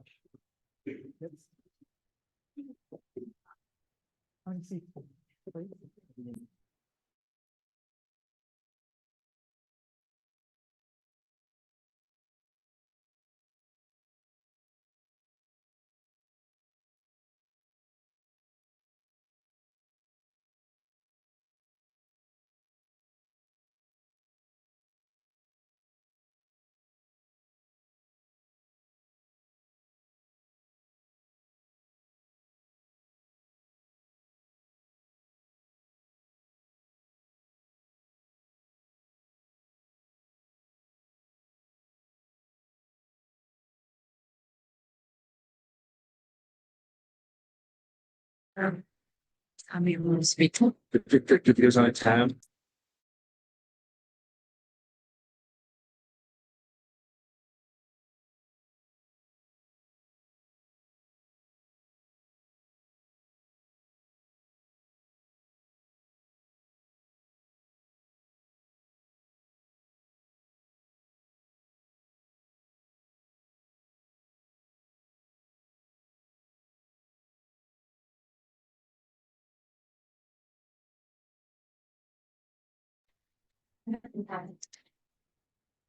Right, go ahead.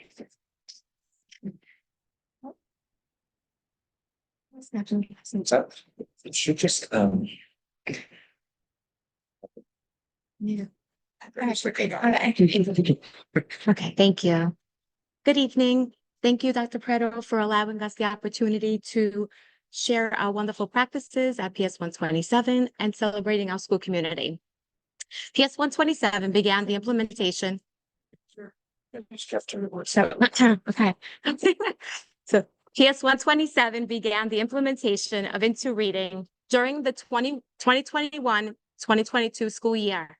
Shifting mindset to a more inclusive curriculum provided our students with endless opportunities to enjoy literature that is culturally responsive and more relatable. allowing them to make connections to real-world experiences and engage in deeper content learning.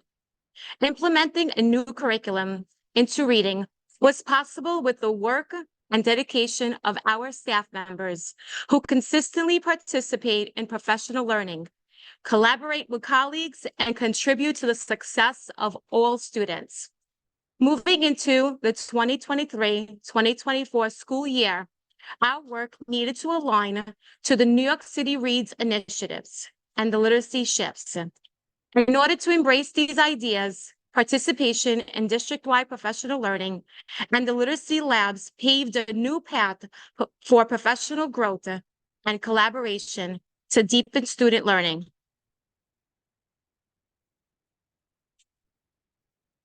PS 127, at PS 127, we are proud of our wonderful staff for creating an environment where all students are provided with the tools they need to become successful readers and writers. We celebrate them for their commitment to student success and their efforts to implement the New York City Reads initiatives, as well as the literacy shifts. At the forefront of this crucial work are Violetta McCuca, our grades K-2 literacy lead, and Karen Doherty, our grades 3 to 5 literacy lead. They each attend monthly meetings and support professional learning and literacy while establishing a shared understanding of the curriculum and research-based instructional practices. The literacy leads exchange new learning with colleagues and often welcome visitors into their classrooms where high-quality teaching and learning lives. They are here with us tonight to share the many ways our school community has leveraged the resources from Into Reading, supported knowledge building, and maximized access to core instruction. Together, we celebrate the implementation of high-quality literacy practices, as well as the positive impact on teacher practice and student outcomes.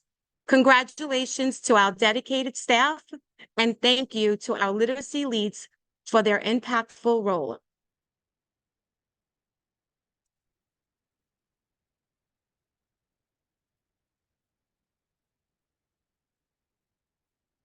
Hi, everyone. My name is Violetta. So we need to.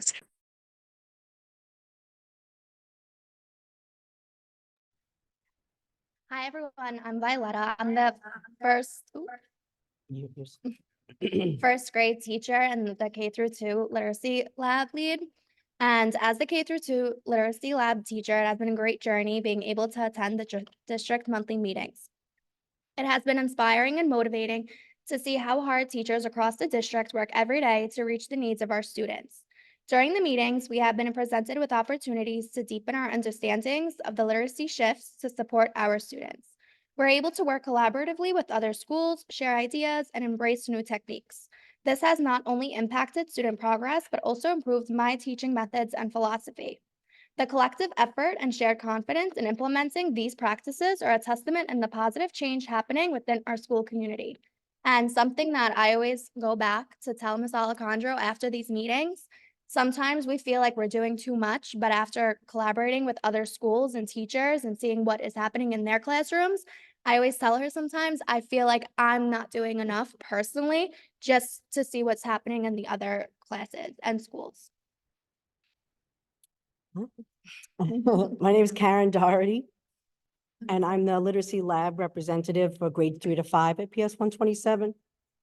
And our goal at Literacy Lab has been to provide a space for grade band teachers to come together, to engage in professional learning, share best practices, and plan to ensure that content is accessible and comprehensible for all learners. As the grade 3 to 5 literacy representative, I've attended the monthly lab sessions, maintained a literacy site at PS 127, and most importantly, I've had the responsibility of turnkeying the professional learning from each meeting with my colleagues in the 3 to 5 grade band. This learning opportunity allowed me to work closely with teachers and other schools within District 20, with our leaders in District 20 that have mentored us throughout this process, as well as my colleagues in my own home school. Our collective knowledge, experience, and talents have allowed us to craft a strategic, meaningful plan that outlines clear, structured path for reaching students using the Into Reading program and resources. So I personally have been at PS 127 for 20+ years. And in that time, I've worked with so many different programs and philosophies. The one thing that I've learned over the years is that there is no perfect program. There is not a reading program or a math program that's going to fit the needs of everyone. It just doesn't exist. We wish it did, right? I think we would all say that we wish it did, but it doesn't. So we have to make adjustments, and we need to deliver those adjustments in our instruction. And what I found different in the mentorship, that I'll call it, is that New York City Reads, this initiative of the science of learning, is looking at it differently. It's not a philosophy or an idea. There is research-driven program. And it's coming at us quickly now because the technology is changing, but I feel like we had the best environment to work through this together.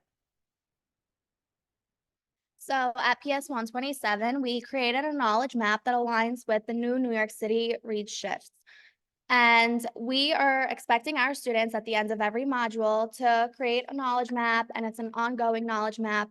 They go back to it at all times, they add on to it, and then they highlight, okay, what did we learn and what did we take away from this specific module? And what are some questions that we have and what we related to at most? So at PS 127, this is our 3rd year using Into Reading, and we took it upon ourselves, the teachers, and we created our own knowledge map. What works best for our students, for our community, and our teachers, and how can now we apply it to the different shifts? So the first shift, which was the systematic explicit phonics instruction. So that is going from our word walls to our sound walls. That was like a big shift, and I remember just hearing about it where we were all very like confused as to what it was, how do we use it. And one thing that really stuck to me with the sound walls is in a 2002 study, if a child memorizes 10 words, they know the 10 words, but if a child learns the sounds of 10 letters, they can read 350 3-letter words, 4,324 letter words, and 21,655 five sound words. So that was a great shift going into just deepening the sounds and how important sounds are in the words. And that was the K-2 for the sound walls, the morphology walls in the 3 to 5.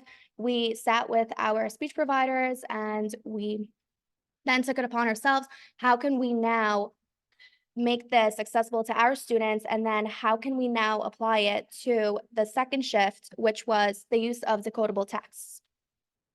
In our school, we created binders for phonics. We use foundations. So we're using the tools that we had in HMH, which were the blended books, the Start Right readers.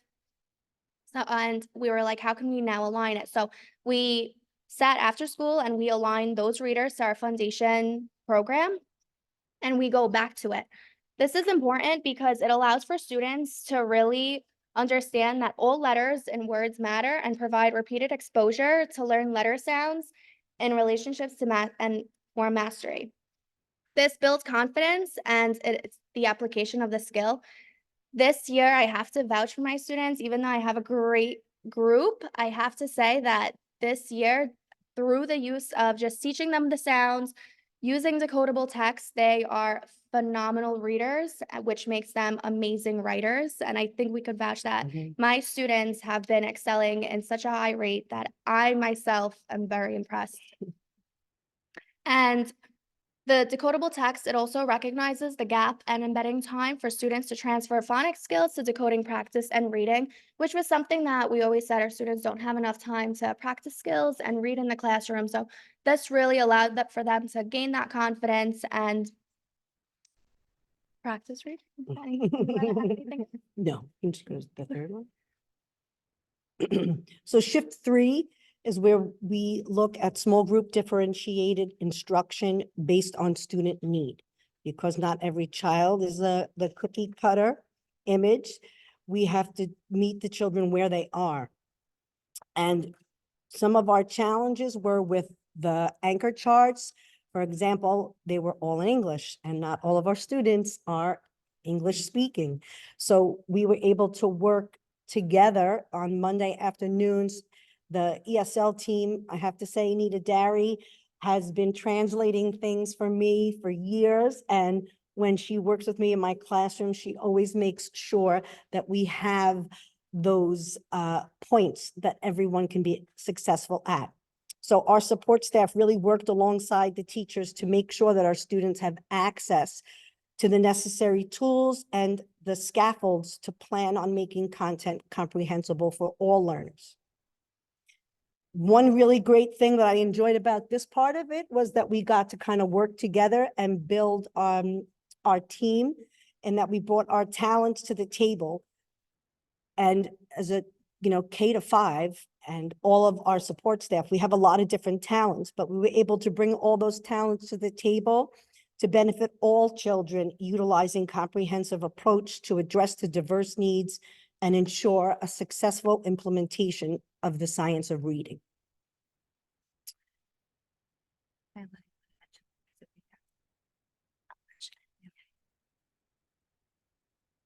So the next is Ship 4, where we look at explicit instruction and practice in fluency. One of the things our school, I think we were worried about was the past few years, we worked really hard on making sure that student voice was heard. And we worked on it so hard and so faithfully that we didn't want to lose that. And what we were able to do was incorporate it and take the good practices that we have, that we know these protocols work, and incorporate it. So it was really nice that we could include all of our best practices while learning new things.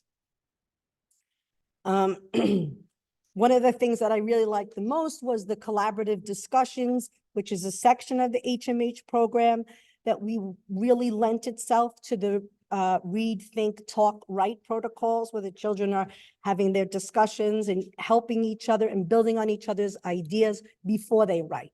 I always say, if you can say it, you can write it. So giving them that opportunity to discuss, I think, is invaluable.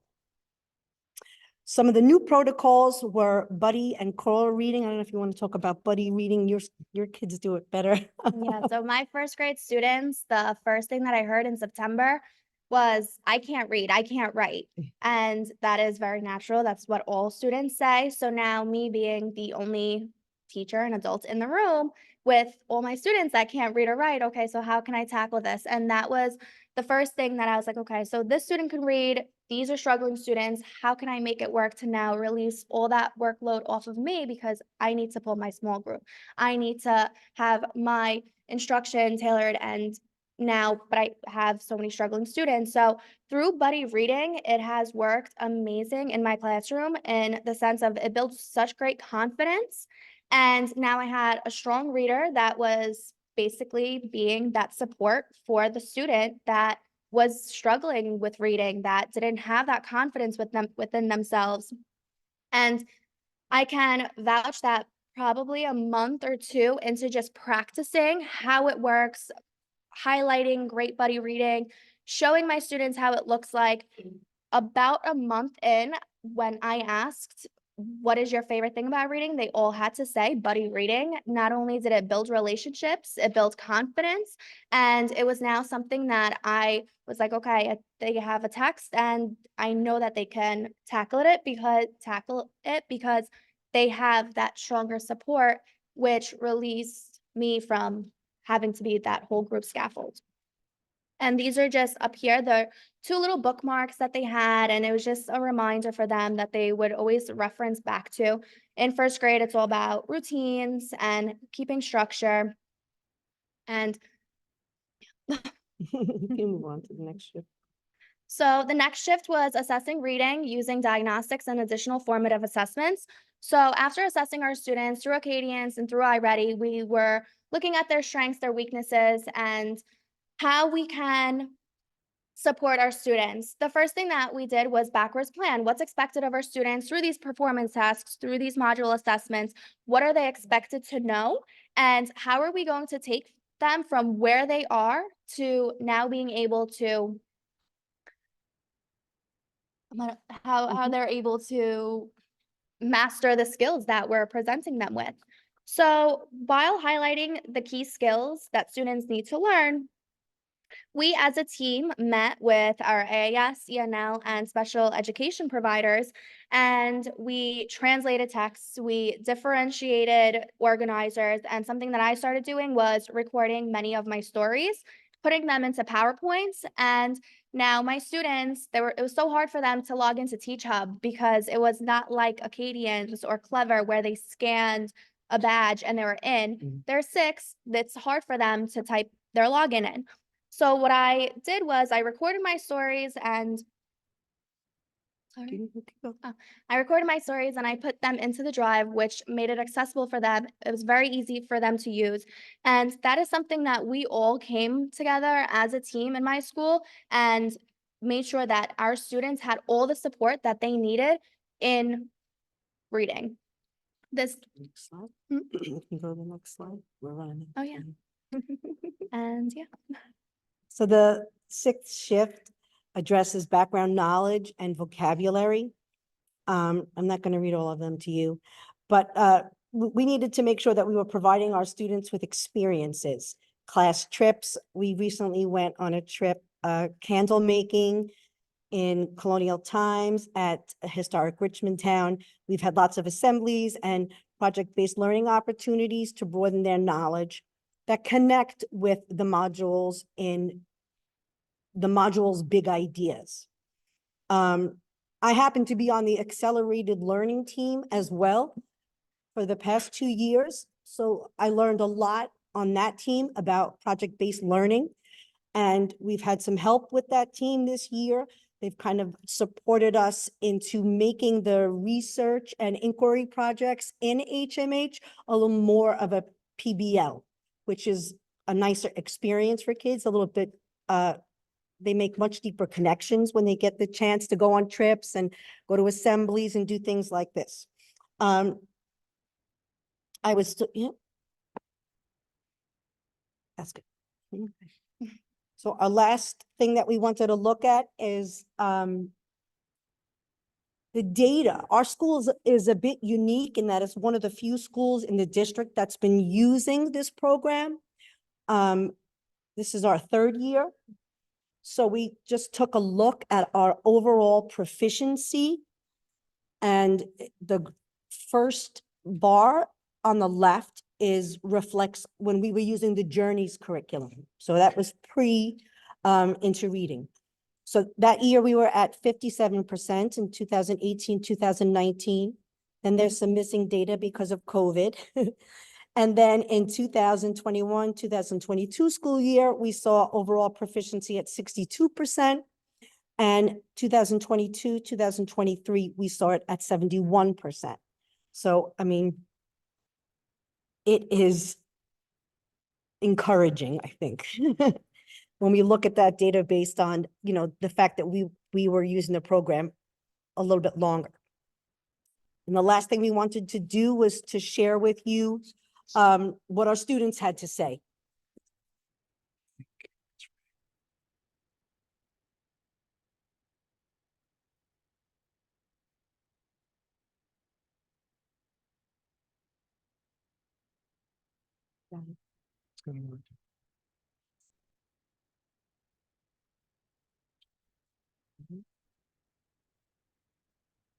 See what happens. Thank you so much. Yeah. No sound. Oh, you want me to be your reading buddy? Okay. So, what are we working on? We're working about text to self and text to text. Okay. Wait, but what story are we reading day and night?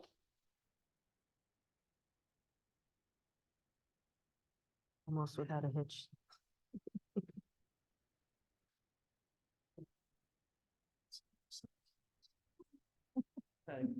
Yeah, thank you. I didn't really know anything about day and night. Oh, I have.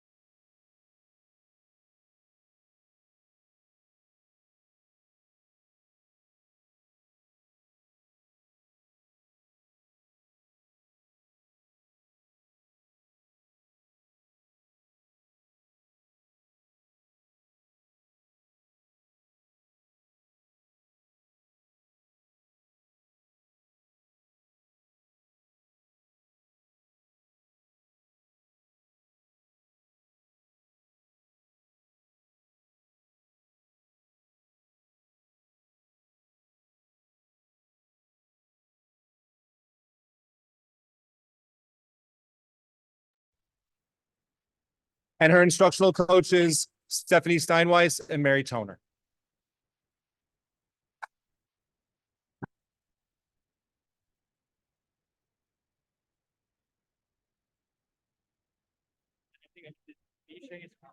Yeah. I just ended it with mistakes.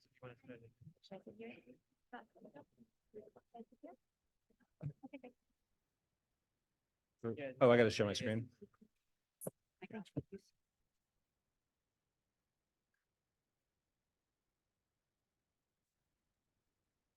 Share my screen here.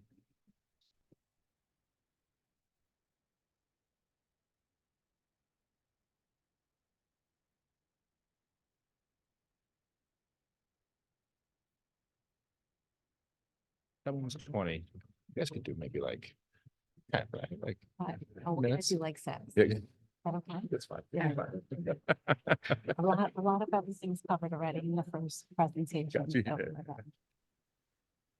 so, Ready to go? Yes. Okay. Good evening, everyone. We are so proud to be here tonight to shine a spotlight on two powerful women who dedicate so much of their time, their heart, their energy to our community. Collectively, they've worked over 50 years serving New York City's children. I'm so very grateful to have Mary Toner and Stephanie Steinweiss at PS 247. They work tirelessly to ensure that all 65 teachers are prepared to roll out the New York City Reads initiative. Mary and Stephanie are the quintessential coaches, providing training, tools, pep talks to ensure that all of their teachers feel supported and ready to provide thoughtful, purposeful, quality literacy instruction to the 754 students that call our school their second home. I know I should avoid cliches, but when anyone visits our building, visitors always mention that PS 247 feels like family. Stephanie Steinweiss, our K-2 literacy coach, has called PS 247 her home since 1999. Fun fact, Stephanie also attended PS 247 as a child and still shares stories about her experiences she had in our school. Stephanie's been the literacy coach for 9 years.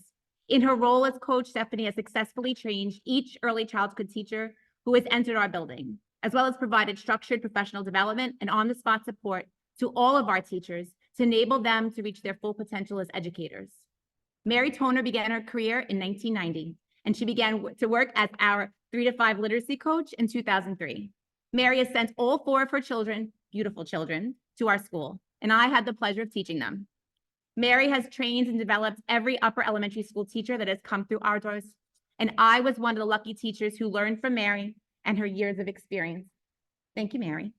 And tonight, Stephanie and Mary are being recognized for all they do to create an environment that is conducive to professional learning, growth, and development.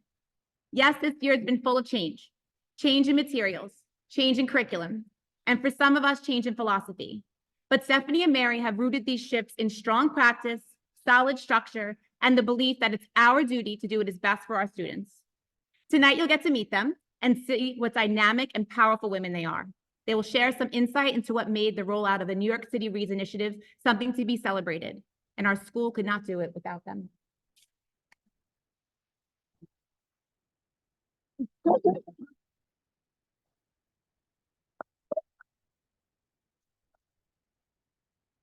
Good evening, everyone. Thank you for acknowledging our school's hard work and our journey into reading the New York City Reads Initiative. My name is Mary Toner, as Jess has clearly made. Thank you for all your compliments. I appreciate it. We have been working for a long time in this district, and we have certainly seen lots of initiatives. As Karen from 127 was already mentioning, there is no one program. It's really about our teachers. And that's really what we ended up talking about, or at least what I was focusing on a little bit, is the strengths that we've had in our school and how our practices and what we believed are able to roll out really whatever comes our way. The science of reading is wonderful because it is a science-based program. So as long as we have the teachers that are well-developed and have strong practices, we believe that they can really do a great job. And in the end, what we want is success for our students. Luckily, I'm not on this journey alone. Again, as you pointed out, I have a great partner in Stephanie. Hi, my name is Stephanie Spatola Steinwise. I have to say my maiden name because my dad is here, and shout out to my dad.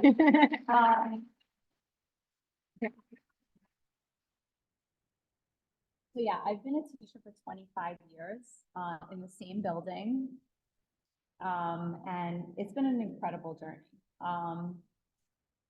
This has been a really challenging year because, you know, incorporating a new program, but we've had so much support from the district, from our admin, our assistant principal, Andrea Fusaro, and all the teachers. I mean, they make our job easy. I kind of feel like, you know, we're there, we go to these meetings, we get all of this information, and we sit, we collaborate, we talk it out, we talk it through, and then we sit with our teachers, and we really have such great structures in place at our school.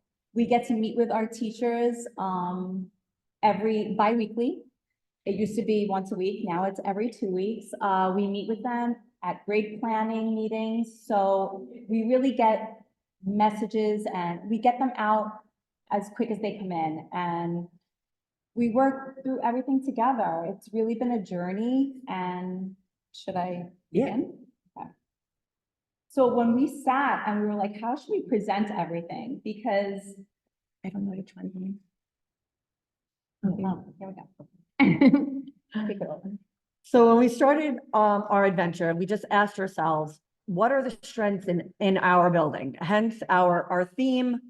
We were kind of thinking that they were our superpowers that we were going to rely on to go back to. And the first one simply was teamwork. The administration, the literacy coaches and teachers, like you just said, we know that we're working together as a team. But now we had an added piece of support. We had the district learning labs that we were going to, as well as our HMH coach, who was Laura Strapoli. So bringing back that knowledge required certain structures and places where we could go, where we could meet. So there were teams that we had to set up. Yeah, so some of those structures, some of the teams that we have, obviously the learning labs monthly. At first, in the beginning, it was overwhelming, and then it kind of all like fit together. It started making sense, and we brought it back to school. Like we said, we have cabinet meetings, which is with our admin, with all the providers, guidance counselors, everyone really, all grade leads, ESL teachers, ESL leads, literacy team meetings, vertical team planning, after school planning, our HMH coach meetings, full day plannings with the HMH coach. as well as our grade planning meetings. Should I go into the OG now? Or we can do it like after? Yeah, so, but we really, we built solid relationships with Dr. Preto, Dr. Lucia Medina Perez, Silvana, Michael, and Jeanette, and they've really been such a great resource for us. I email Silvana very often with questions, and she gets back to me right away. So it's really been a great support, and thank you for that. So the other relationships that we really wanted to focus on, in addition to the great support that we've gotten, is really our teachers. Obviously, we can't say enough. We are coaches. It's a little bit different. In some of the learning labs, it's a teacher that's going, and she's going back to her own room, and she's going back and trying out those practices. At our school, as coaches, we really needed the trust and support of our teachers to try out those practices that we were bringing back to them. So we can't shine a light enough on the teachers in our building and how hard they work and how much they trust us to be able to do things that maybe they didn't even see firsthand at the lab. So our little vertical team, instead of just being the one teacher who went to the lab, we came back, created a vertical team. We had the literacy team lead and the grade leader on every single grade. Each one of those teachers would meet with us. They would then try out the new practices. They would then turnkey it to their grade, come back to another grade meeting with us, and then we would work out the kinks, any issues with it, any little ways to strengthen it, and then that's how it rolled out. Instead of having one lab site on 3 to 5 and K to 2, we have 2 lab sites on every single grade. So it really didn't feel like one person on a pedestal doing all that hard work. It really felt like all of us together in the trenches involved in that. You already talked about those relationships. I did, right? sorry, I did that. Yeah, before that's you did. perfect. That's perfect. And we were gonna, one. Yeah, a really important relationship is our relationship with the families, with parents. We have monthly newsletters that go home explaining our curriculum, what we're doing for that month. We have parents as partners. They come in once a month, sometimes twice a month, to experience HMH, all the practices, reading, math, so many things, yes. Okay. So another great strength, definitely a superpower of our school and many schools in District 20 is just we have really well-developed teachers that lead to strong practices. For the last few years, we had been working with Paul Bloomberg. He did have a strong foundation of research-based practices, which I just felt really set us up nicely for the science of reading, which again is a research-based learning. So we were already looking at practices and what research says and how those practices could be tweaked and made better. And now through the district literacy labs, we're able to do that more. Some of the key things that were both from what we used to focus on and what is now really in a spotlight is explicit teaching, making sure that we have clear models that the children can see, they can mark up, they can practice with us. I know they said it before, but we do it, I do it, they do it, we do it. We're all in there in the muck trying to figure it out together. We also have success criteria, which really labels out specific tasks and how kids will know exactly how they are successful.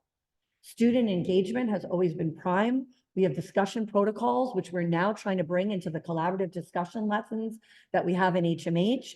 And brand new to us, reading protocols where children can practice. And again, 127 was highlighting some of those different buddy reading protocols in which you could practice fluency with grade level text.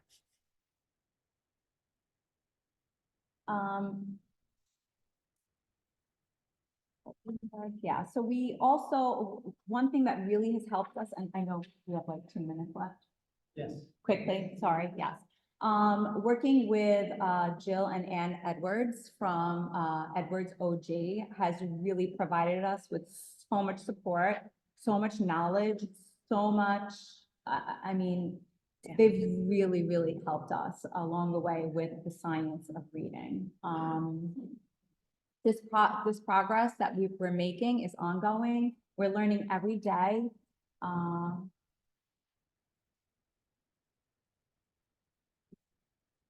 Here's some of the work that our teachers with our students have been working on: sound walls, individual sound walls, orthographic mapping. That's something that we've just started to embark upon. Word study toolkits in grades K1 and 2. The use of decodable text during small group instruction. And to wrap it up, our Clock's last, our last superpower was just these new resources that we have. It's really set up to have tons of material, again, in which our HMH coach is kind of like helping us see. Yeah. Because I'm moving on. Sorry. To the other one. Yeah, so they have units with essential questions in it, videos, technology, books, slides, my books. The kids all have the books in front of them to highlight, vocabulary cards. All of that combined with our strong practices, we believe is setting us on a great path for success. In the end, all we really want for this whole program is for the success of our students, which we are monitoring closely and thinking that all of these things will bring to fruition. Thank you for your time and patience.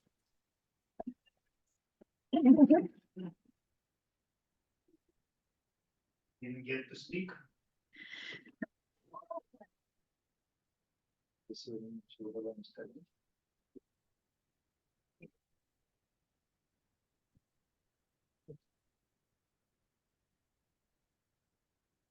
Our next school, I'd also like to, we operate these learning labs. Oh.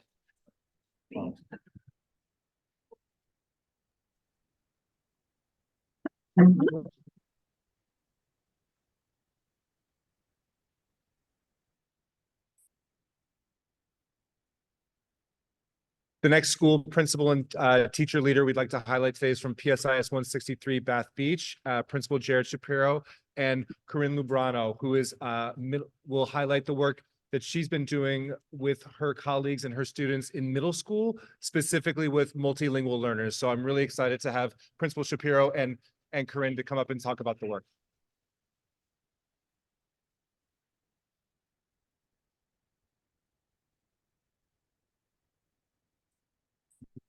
The slides.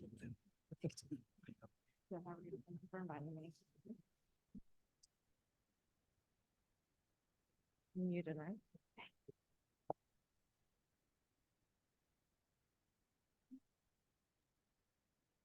Good evening, everyone. It's a pleasure to be here with all of you.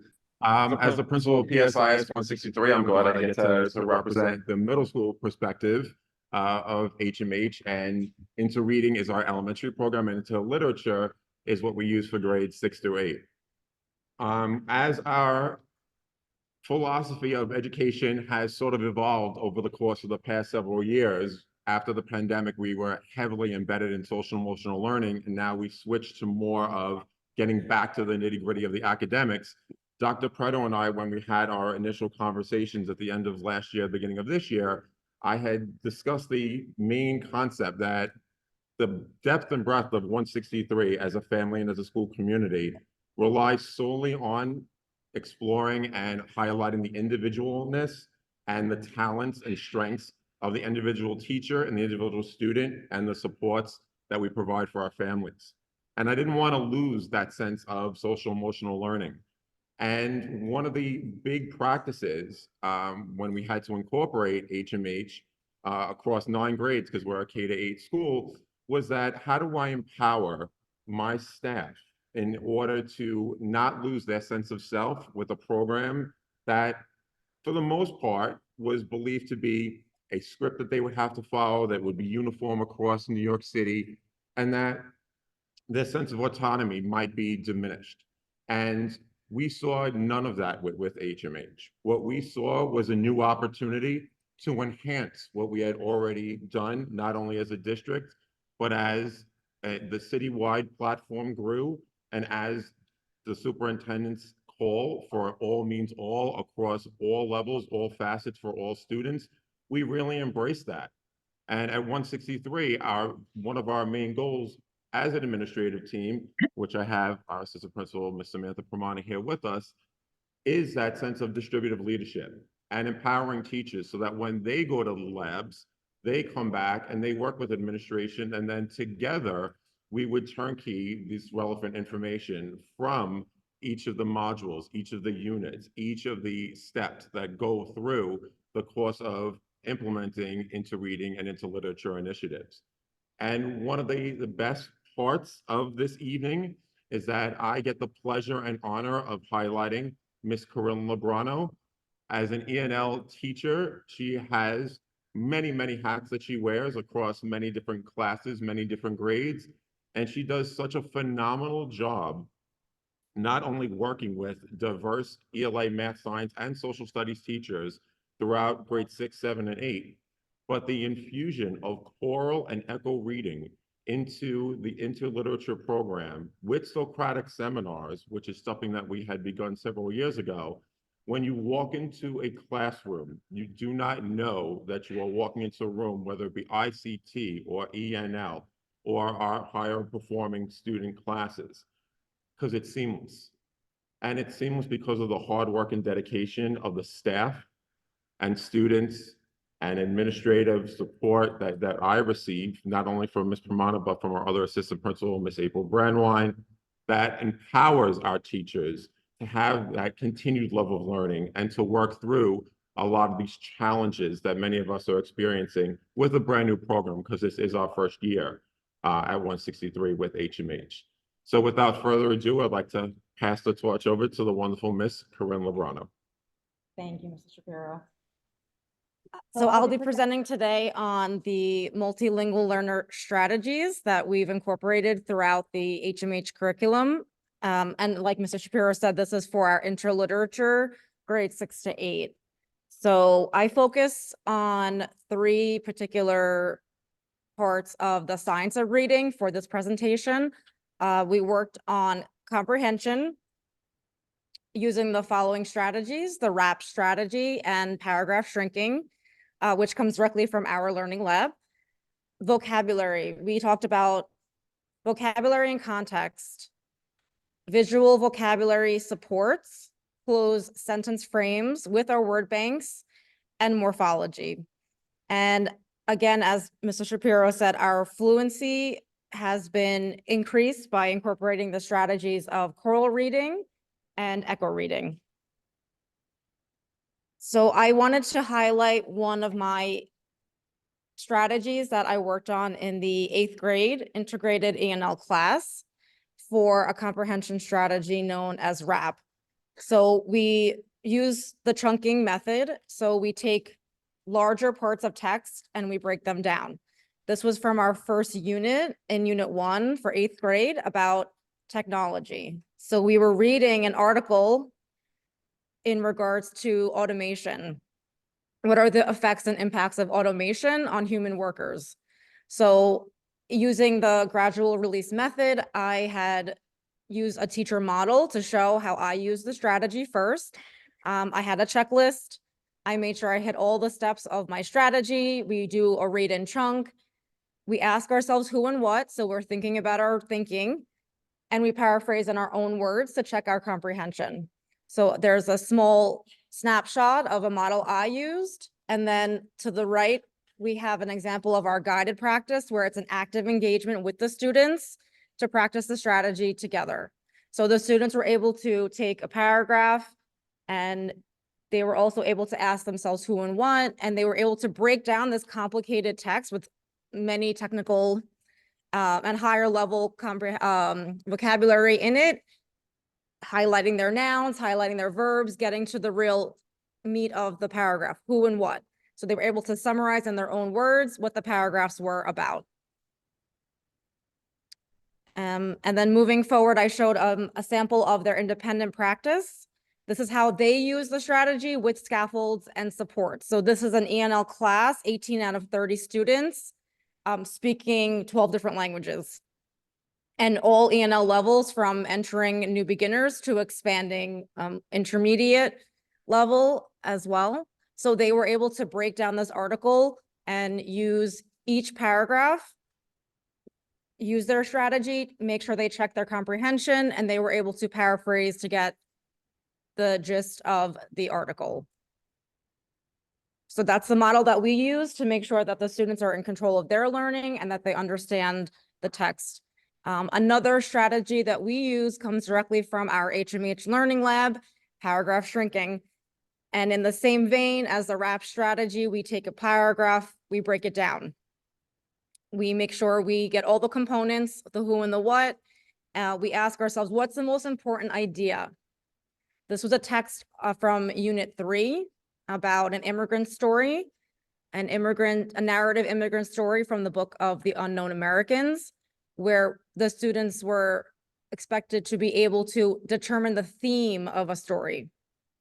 So using this strategy, we were able to comprehend the text using the paragraph shrinking model. So again, a sample of a teacher model where I use the strategy first. I highlighted in different colors who and what was the most important thing that I needed to know. That way I can summarize a main idea in 10 words or less. And you'll be very surprised how difficult it is to break down paragraphs to 10 words or less. So again, just showing you on the right-hand side, this is where our guided practice comes in. Again, all of our students working together. We're able to give them direct feedback. It's a very interactive part of the lesson. We take a sample of the vocabulary, we keep it in context, so they're getting all the grade level material with the scaffolds and supports. And that way they can name the who and the what. They can tell me what the most important thing was and then summarize in their own words. Again, to check their understanding and then be able to establish or determine the theme of the story. So given the students the opportunity for their independent practice, they were able to choose from a selection of possible themes for this part of the story.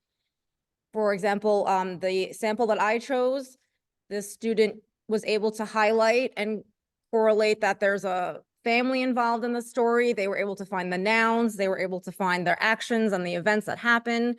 I physically gave them 10 little lines so that they can make sure that they're summarizing everything down and shrinking it so that they understand the paragraph, and then use that to then identify and support their theme. So the student chose it's better off safe than sorry. We give them a predetermined idea of what a theme might be, but then it's their job to then go back and analyze and use support and cite evidence for why they chose that theme. So they were able to hit all of those progressively higher level skills using the paragraph shrinking model. So moving forward to vocabulary, the vocabulary in context, this is coming straight from the HMH curriculum. Again, this was Unit 3 in the story, The Book of the Unknown Americans. We showed them the picture support, we preview the vocabulary, and we make sure we use it in a sentence. That way there's context and there's meaning. And one of the ways that we assess is with the closed sentence frames that gives them more context and less of a cognitive load so that they can pick out the vocabulary word correctly. Just to continue, this is in collaboration with the integrated ENL and general ed teachers. We have interactive word walls. We have an interactive word quiz where the students will actually come up to the smartboard and they'll be able to circle the pictures and associate the word. And then again, for our entering and emerging students, we also have more modified quizzes to help assess them and give them those guidance and supports with the visual vocabulary. So something this year that we also used in our 8th grade classrooms was a focus on morphology and the root words, suffixes, and prefixes. So as an example, here's a student sample from Unit 2, which was actually about the horror genre. And we were reading a story with the following vocabulary words: condole, grimace, credulity, and compensation. So the HMH supports are in the middle. This is what we have in our curriculum. And then we supplement that with making charts and adding in any of the word formations, including prefixes and suffixes. My students also like to draw little visuals, happy, sad, $sign. So again, anything to get them to own that learning and to connect the words with the meaning. And finally, the fluency strategies, including choral reading, which is something that I, as a less than 10 years of teaching experienced teacher, have not seen as frequently in the classroom, but was able to incorporate with my 8th grade classroom this year. So we have these strategies up on the board, and we make sure that the students are checking themselves for accuracy, to make sure they're reading the words correctly, rating themselves, their expression, and using punctuation. So again, we will model that for the students. This is in conjunction with another staff member that is also part of the learning lab, and we've been turnkeying this to show how fluent reading can help comprehension. So as an example, this is a teacher model for a lesson on how to determine central idea. So she combined the rap strategy and fluent reading strategy. She was able to model the choral reading passage where the whole class reads together, and then pick out the who and the what, make sure that they break it down, and then make sure that they are able to determine the main idea of that paragraph. So it's a collaboration between the comprehension and the fluency to promote understanding. And again, in conjunction with Ms. Sabin from our 8th grade class, she's also using this strategy now in ICT, and we're also using it in our self-contained special ed 8th grade class. So just another model of how the teacher will model it, have the guided practice together with the class, make sure the students are checking off each piece and self-assessing, and then making sure that they can answer the question based on the strategy. So for their independent practice, they have a checklist. They're able to rate themselves with the rubric. And there's a sample here of how they use the rap strategy and the fluent reading to determine their main idea for the paragraph. And finally, in conclusion, oh, I'm sorry if that's difficult to read.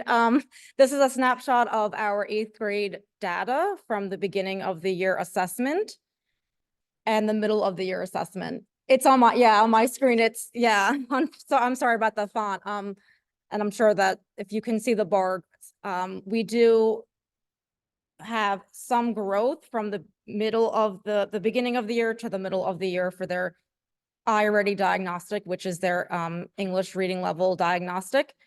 We moved from 3% of students that are mid or above grade level to 7% of students. We also have students who move from 1 grade level below in the beginning of the year at 10%, and at the middle of the year, they were at 7%. So 1 grade level below moved from 10% to only 7%. And then finally, 3 grade levels or below, beginning of the year was 70%, and by the middle of the year, moved to 67%. So we noticed the progress, absolutely. And I'm very proud of my 8th graders this year. So looking forward to seeing what they do by the end of the year. So thank you very much for listening to our presentation. Very fun. I just want to.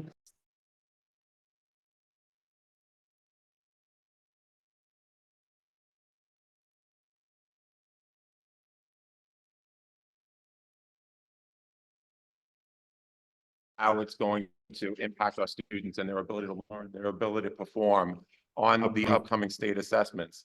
And the main thing is that anybody can use any program, because programs are flat, programs are words on paper. It's our teachers that bring those programs to life. It's their hard work, it's their drive, it's their work ethic that is so strong in District 20, because the leadership from the top down is crucial and essential for that development, that freedom, that passion, that exuberance that we see from building to building to building. So from the bottom of my heart, I say with fidelity, with integrity, that the hard work will continue and has continued throughout the course of this year with HMH, with Dr. Preto at the helm, and with all of our wonderful teachers and administrative in this district, that we will continue to show growth and thrive. And I am incredibly thankful for our talented teachers, administrators, and all of you, parents and community members. So thank you so much. Thank for you.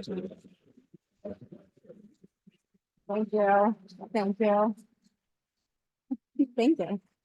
Thank you so much. I appreciate it. Thank you, Dr. Carter. Always. Thank you. Thank you. And last but not least, I'd like to invite up PS 160 William Sampson Principal Margaret Russo and the instructional coach for kindergarten through 5th grade, Allison Jaffe.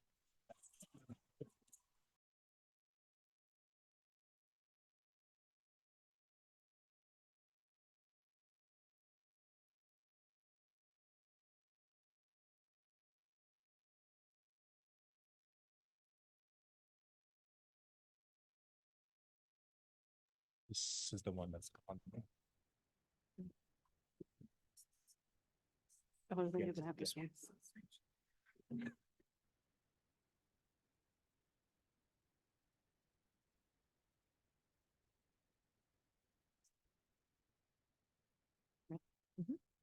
Okay, good evening, everybody. First of all, I would like to thank Dr. Preto for acknowledging our teacher leaders today because the work that's been going on in our school is just incredible, and not just my school, but all of the District 20 schools. And it's so important to take those teacher leaders and say thank you, and that you're doing an amazing job.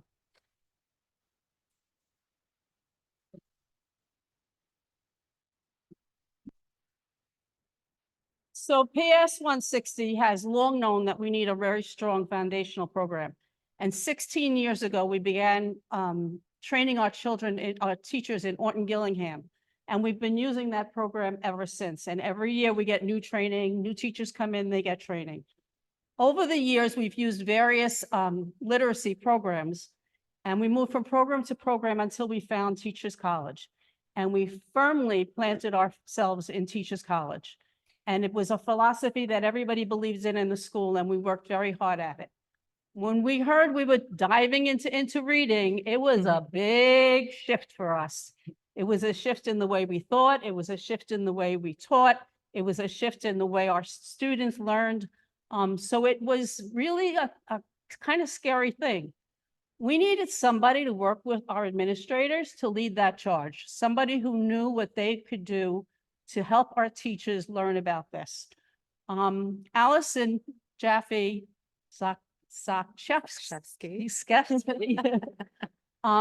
was a teacher in our school for 16 years. And as a teacher, a classroom teacher, she was also a teacher leader. She was a grade leader. She conducted a lot of professional development.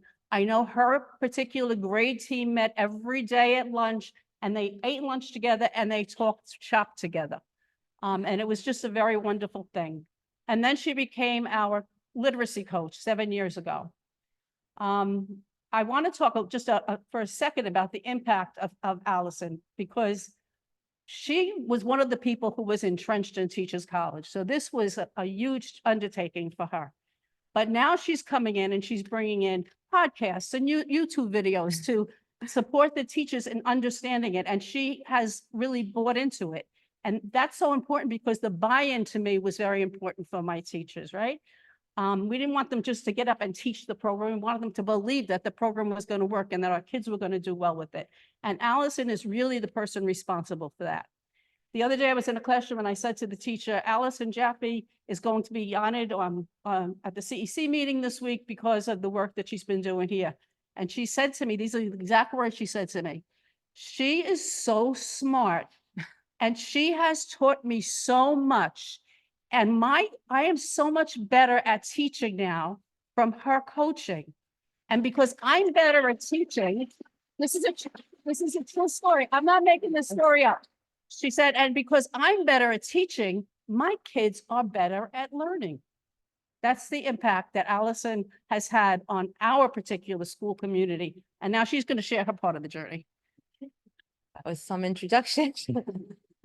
I was a little nervous to speak today, but I feel like so much of my staff is here. It's like a regular day at school. So I'm just gonna act like we're here on a regular day. Plus I have my son's lucky coins. Thank you, Nico, that he gave me for luck. So I'll be brief because I know it's the last of the night. If I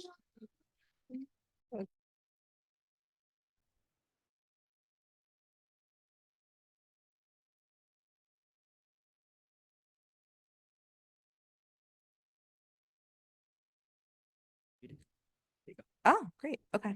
495 are Ls, 466 non-Ls. These are some of the languages that are spoken, predominantly Chinese, but we have a very good mix. No, so now I put myself back on mute. Okay. Some things Mrs. Russo already mentioned. I am a mother of two. I have both my kids attend public schools, so this shift was really important to me as a parent as well. I was a classroom teacher for 16 years, coaching for 7 years. I do a few things as a literacy coach, providing professional development, turnkeying the information from our District 20 Learning Lab, modeling some lesson components. I work side by side often with the teachers in coaching cycles, which is my favorite thing to do, is to get down on the floor, you guys know, and have some work with kids.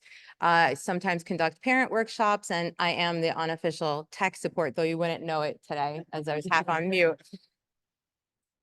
So as we made this shift to the science of reading, I had some questions as a teacher, as a parent. Like, first of all, what is the science of reading?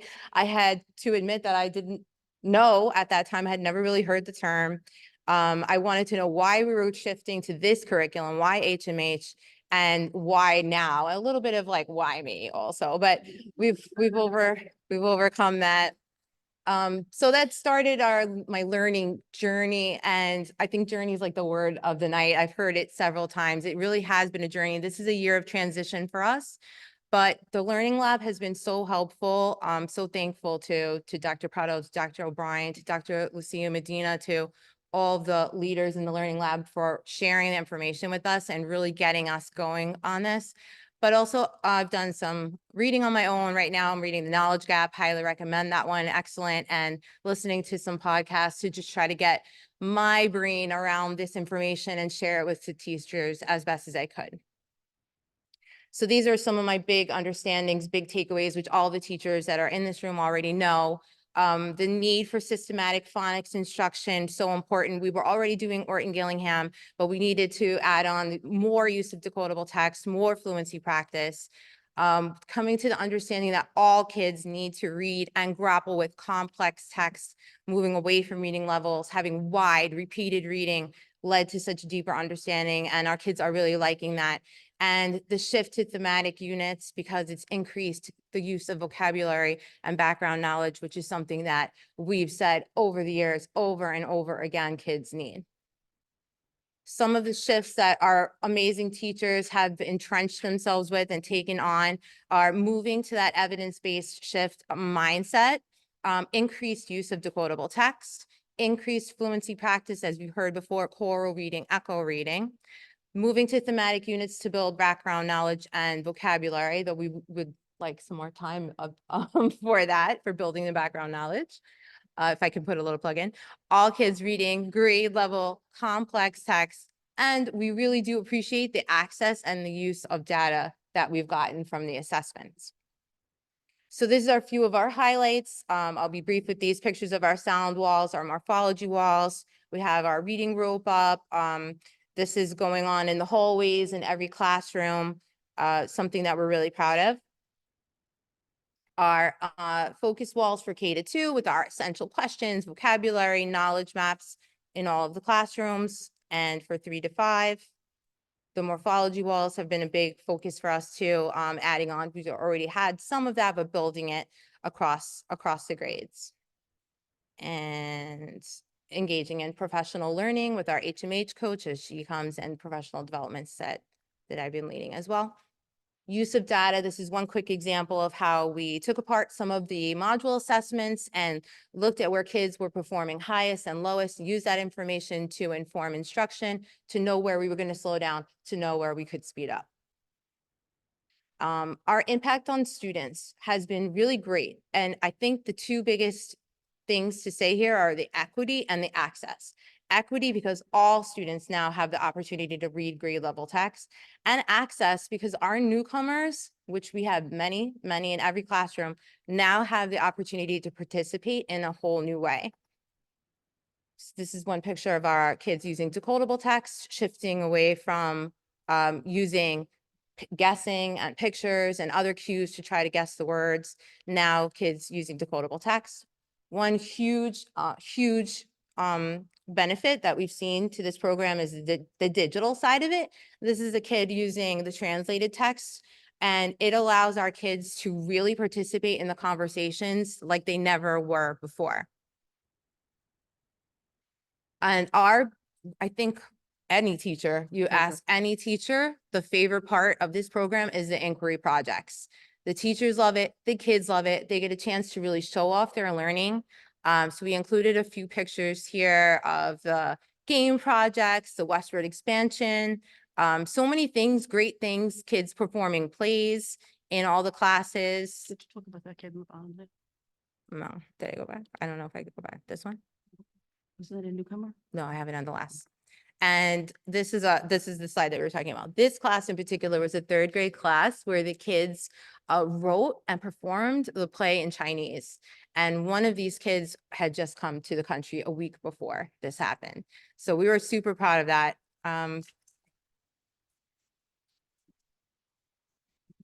Okay. This is the end. I wanted to end with a little cartoon. You guys will get it. We just wanted to say thank you to everybody at the district level, the Learning Lab. Thank you to administration, because none of this would be possible without the support of the administrators, Mrs. Russo, Mrs. Hampton, Mrs. Edwards, Mr. Gullo, and our other AP, Mr. DeRosa. And thank you to the teachers. And thank you for letting them feel great today.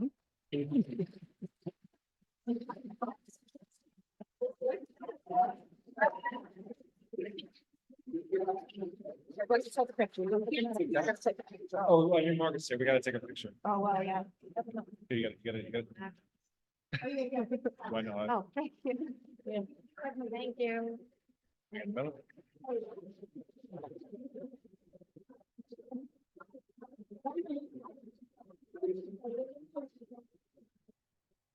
Gotta get my good side. Yeah. Thank you. I just want to get one more round of applause for all the teacher leaders and the principals. They making this work.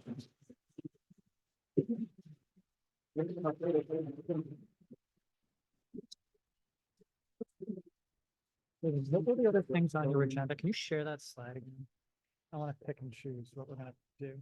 I have the Update implementation on the plan. new schools, implementation plan for interreading, It's the 5-point plan. I could be like 5 Can you be minutes. quick? Yeah, sure.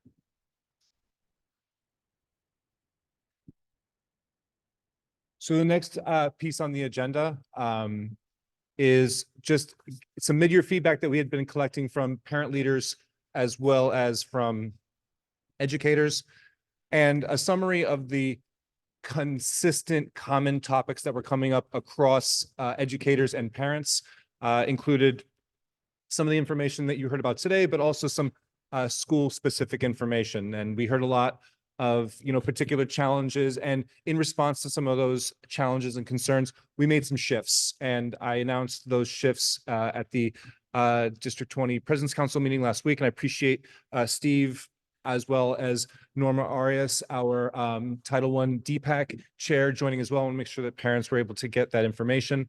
But our action plan is 5 steps. So I'm forming 2 teacher advisories in response to the concerns that there weren't enough opportunities for accelerated learning. We want to make sure that these practices, while they are happening in the district, we want to make sure that they are cascading across the entire district, and in a similar way that we've been in year 1 utilizing the Learning Lab to ensure implementation of the curriculum across the district, as you've seen and will continue to see from our amazing teacher leaders across the district, including the ones you're able to hear from today. We made some revisions to the assessments. There were a lot of concerns with the length of the assessments, with student access to them. So we did make some shifts in the assessments. In elementary school, second graders will no longer take the assessment online. That will be a school choice in terms of how they administer it. Grades 3 to 5, we did cut the assessment in half. We did remove some questions as well as the extended response. So we'll monitor the impact of those shifts, as well as the impact of the shift from the unit assessment into literature to the selection test. But we will find that they'll be responsive to some of the concerns around the length of the assessments.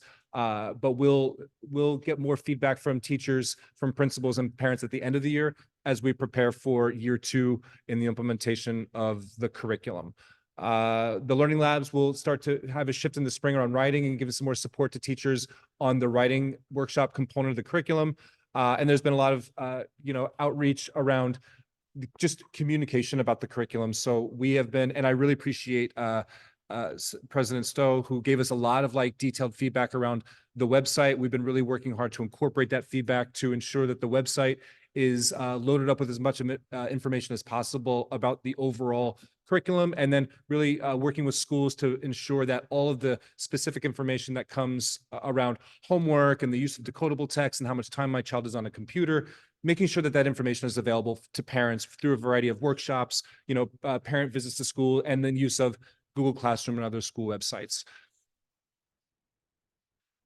So we're looking forward to the impact of those shifts. We'll come back at the end of the year in June around some of the findings that we find and the impact of these shifts, and in preparation for year 2. Just to shift to the new schools, everyone knows that we are opening 3 new schools in September 2024. So I just wanted to give some updates on those. First, I'm very excited to announce that at Middle School 407, this is the Nathan site, we will host District 20's first middle school ASD Nest program. We're very, very excited about that. This is a program that, we've been fighting very hard to get. So we'll have more specific information about the establishment of that program at 407 in the coming months, but I wanted to be able to announce it to the community because we were just able to get the go-ahead. So I'm really excited about that. And then PS 331, this is the Angel Guardian Home, and PS 413, this is the doctor's office on 3rd Avenue, as it's affectionately known. The principals have organized additional open house dates. I've got the dates up here. The dates will also be on the District 20 website, d20brooklyn.com. So we're really encouraging families and folks who are interested in our new schools to get another opportunity to connect with the leaders, ask questions, and find out more about the opportunities at the school. And then before I move on, sorry, just one question you can probably answer very quickly. It just came in the chat. Will 407 also have superintendent program? Yes. And then finally, there were questions from the town hall that weren't able to be addressed. I gave the general pieces here. These were the overall. So first, around D75 seat availability in District 20. At the town hall, we weren't able to share around the new sites that we're building. So there are additional D75 middle school seats at MS 407. There will be 72 total D75 seats at the new middle school on 86th Street. We're also building, not building, but we are transforming the Our Lady of Guadalupe site that is over near PS 112. That will be also a standalone D75 middle school site. Both of those sites, we anticipate on numbers, at least right now, closing the seat gap that we had in middle school D75 for District 20 residents who are middle school D75 students. And we're working with the D75 office and the Office of Enrollment to connect our D20 resident District 75 students with these new sites. And then at PS 331, there will be 96 D75 seats in a co-located site as well at the Angel Guardian Home. So that will add additional elementary school D75 seats. In terms of enrollment patterns, there was a question about enrollment patterns. The DOE releases official enrollment data once per year at the end of all the admission cycles. So at the end of the year, when the data is available, I will share that information. Crossing guards, has been a lot of concern about crossing guards. We have been working directly with the precincts to be able to advertise the postings for crossing guards in places where we're requesting an additional crossing guard. It is a big staffing challenge, but we are really encouraging the community. It's a very community-based position. It's something that we find that we are usually highly staffed by folks who live in the community. So I really want to encourage all folks in the community who are interested. We are able to provide that posting to all of the schools, and we will blast that out again. But that, we really want to work hard to make sure that we have enough crossing guards. There's a question about specialized high schools. There was an announcement that there will be a high school, at the St. Nicholas Home. That's something that I am absolutely open to working with the council and advocating for to the chancellor in terms of if that's a possibility that could happen. That's where I would stand as superintendent. And then there was a lot of questions. I can maybe at a different time talk about some screener data, core curriculum, and academic intervention. There were a lot of questions about how we're using data to inform the implementation of the curriculum and provide interventions to students. I think we saw a little bit of that today, but I can do a more in-depth presentation another time.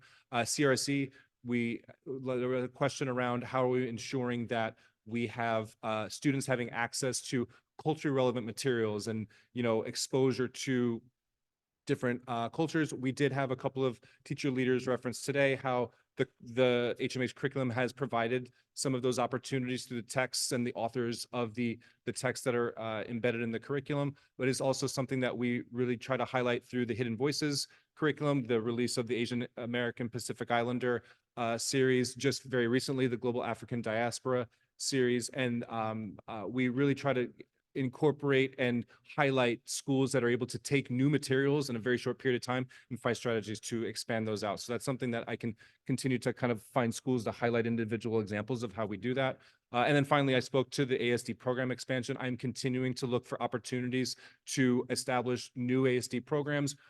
We are now continuing to look for opportunities for, Nest has been, a hot topic, but Horizon is also a need in our district as well. So I have been actively in collaboration with the special ed office to identify opportunities and sites to be able to establish a new Horizon program. We do not have Horizon Middle School in the district, so that continues to be a priority. I'm continuing to work on that, and I'll continue to provide updates. So I appreciate it, and that's the conclusion of my report. Thanks, David. Yep. Yeah.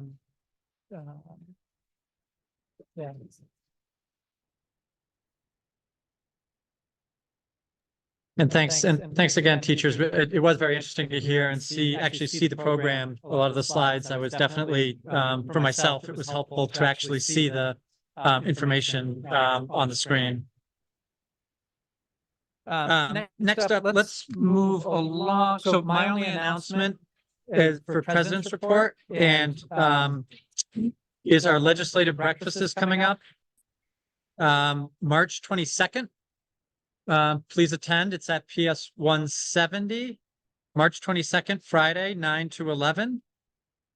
And this is an event. It's an event for PTA presidents, for Title I representatives, for school principals, and elected officials. And it's a great opportunity. And we just wanted to highlight that that event is coming up. That's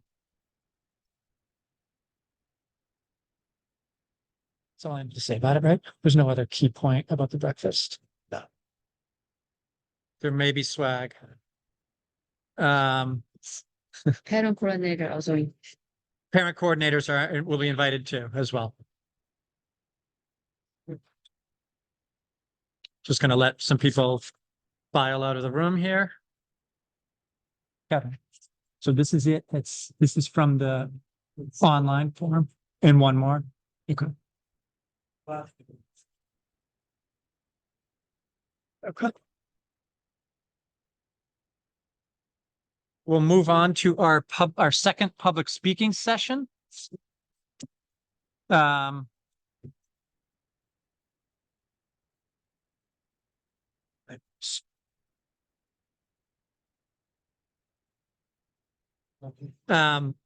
anyone, a reminder, anyone in the room who would like to speak, there's a sign-up sheet. And we've got a couple already signed up. So we're going to prioritize individuals in the room. Just giving a minute for, say what? What choice? To start shooting. Steven, look at that. Oh, yeah. Welcome, Steven. Stop Look sharing. at this. Yeah. Okay.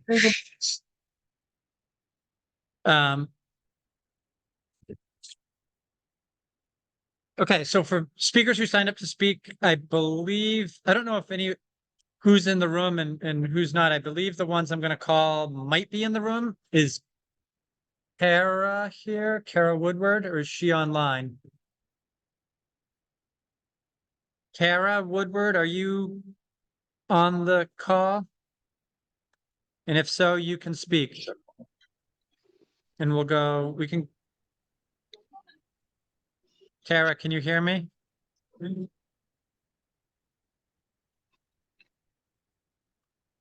Okay, we'll move on and we can come back to Kara if she comes back. No one heard her, right? Correct? No. Correct. Okay. We can come back to her. Next up is Jeff Rome. Hi, I'm Jeff, online. I think you might be. Hey, Jeff, go ahead. Yeah. Yeah, really appreciate it. Thanks, Steve. I guess first and foremost, if I were to say I have one takeaway headline from the night, it's that we have some really wonderful educators in District 20. I don't know if any of them are still in the room, but thank you so much. My name is Jeffrey Ream. I've been a public school, middle school educator in New York City for the last 20 years. I have 3 kids in District 20 that all go to PS 102. One of them is in 5th grade and about to go to middle school next year. And just feel very lucky that I'm in this great district. All of that said, I have some really significant concerns as my eldest son is about to transition into middle school with the use of the HMH curriculum at the middle school level. Obviously, based on my own experience as a middle school educator, I have some background in some of the curricular choices. And the HMH curriculum, while it has, I think, some benefits, I think has some really significant drawbacks. And I would say I cannot overstate enough in the sort of brief 3 minutes that I have here, how wrong a choice I believe it is for our middle school students. And I'll start, I think, with the simplest point that I can make. Our kids in middle school won't read any class books together with the HMH curriculum. That's not a way to help develop kids' knowledge and skills in ELA when they're at the middle school level. I also have really serious concerns that as a district, we didn't engage, with literacy experts to really evaluate the 3 choices in front of us at the middle school level. While I understand there are probably some advantages of having HMH at the middle school level when it's also at the elementary school level, those maybe sort of like logistical advantages certainly shouldn't outweigh choosing what's the thing that's going to best engage our kids and set them up for the most success in middle school and in high school. And I'll just close by saying I think there's a great example that was given. I know it was at the elementary school level, but by one of the great literacy specialists that presented tonight. She noted that with the accelerated learner program, combining a deeper study of project-based learning and adding that in to the HMH curriculum much more deeply engaged her students, right? And was able to lead, in her own words, to deeper understanding and deeper knowledge. At the middle school level, we have 2 other curricula that could be chosen, Wit and Wisdom and EL Education, that both do that as just part of the curriculum without any additions. So I would urge us in the strongest possible terms, as a parent whose child is about to go to middle school and not read any class books together, please can we reconsider at the middle school level our choice for a District 20 curriculum. Thank you so much. I appreciate it. Thank you, Speaker. I'm gonna have to say something to that. I'd like to move along, David. I'm so sorry. Next speaker up is Marjorie Natick. Marjorie, can you hear me? Yes, I'm here. Can you hear me? Yes, go ahead, please. Hi. My name is Marjorie Natick. My daughter is Penelope, and she is a 6th grader at the Brooklyn School of Inquiry. And I do think it's great that the curriculum is working in so many teachers' classrooms, and I congratulate them on that. And I agree that we have some awesome educators in District 20.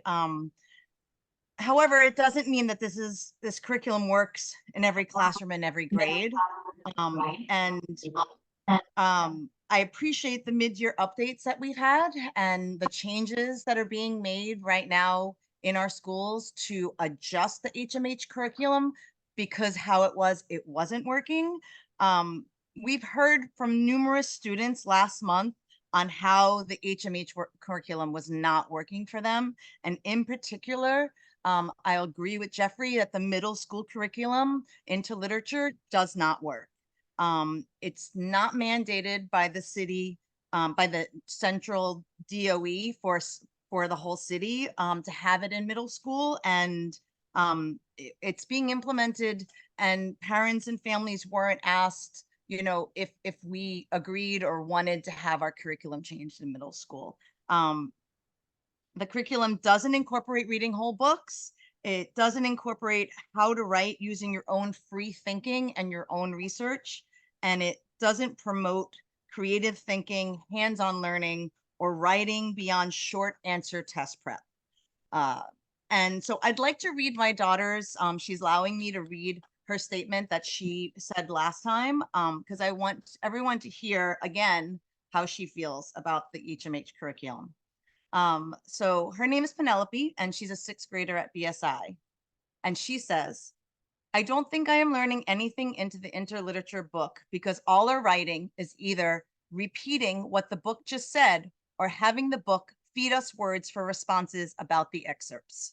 In earlier years, instead, we would read whole books and we'd be given questions to ask about with partners who, let's say, if I didn't understand it, my partner who did understand it would be able to explain it to me. On top of that, they make it extremely hard, HMH, to add creativity or express yourself in the writing. In fact, the unit about expressing yourself had us choose a mode of self-expression to write a persuasive essay on.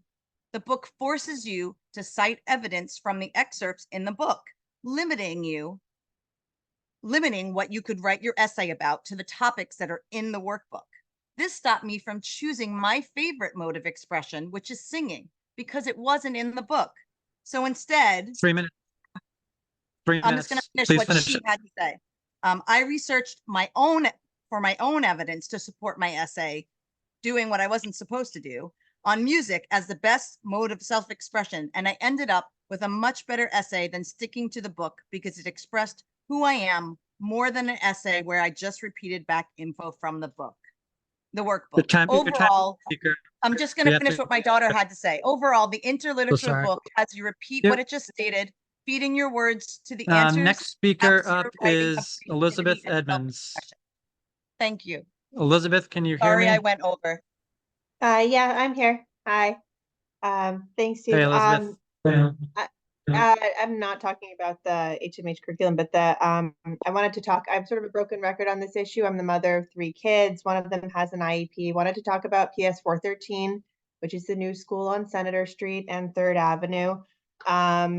For a couple of years, I've been attending all the meetings on this school, and you guys have all heard me say that we were all hoping for outdoor recess, accelerated math and learning, a twice exceptional program, NEST, no homework, and now recently it's been floated French dual language program, which would be culturally responsive to our neighborhood.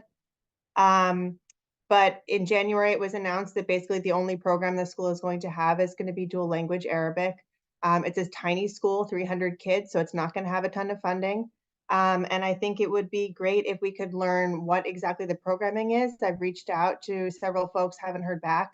I know the kindergarten applications have already gone in, so I understood that if certain programs were not subscribed to, they wouldn't run.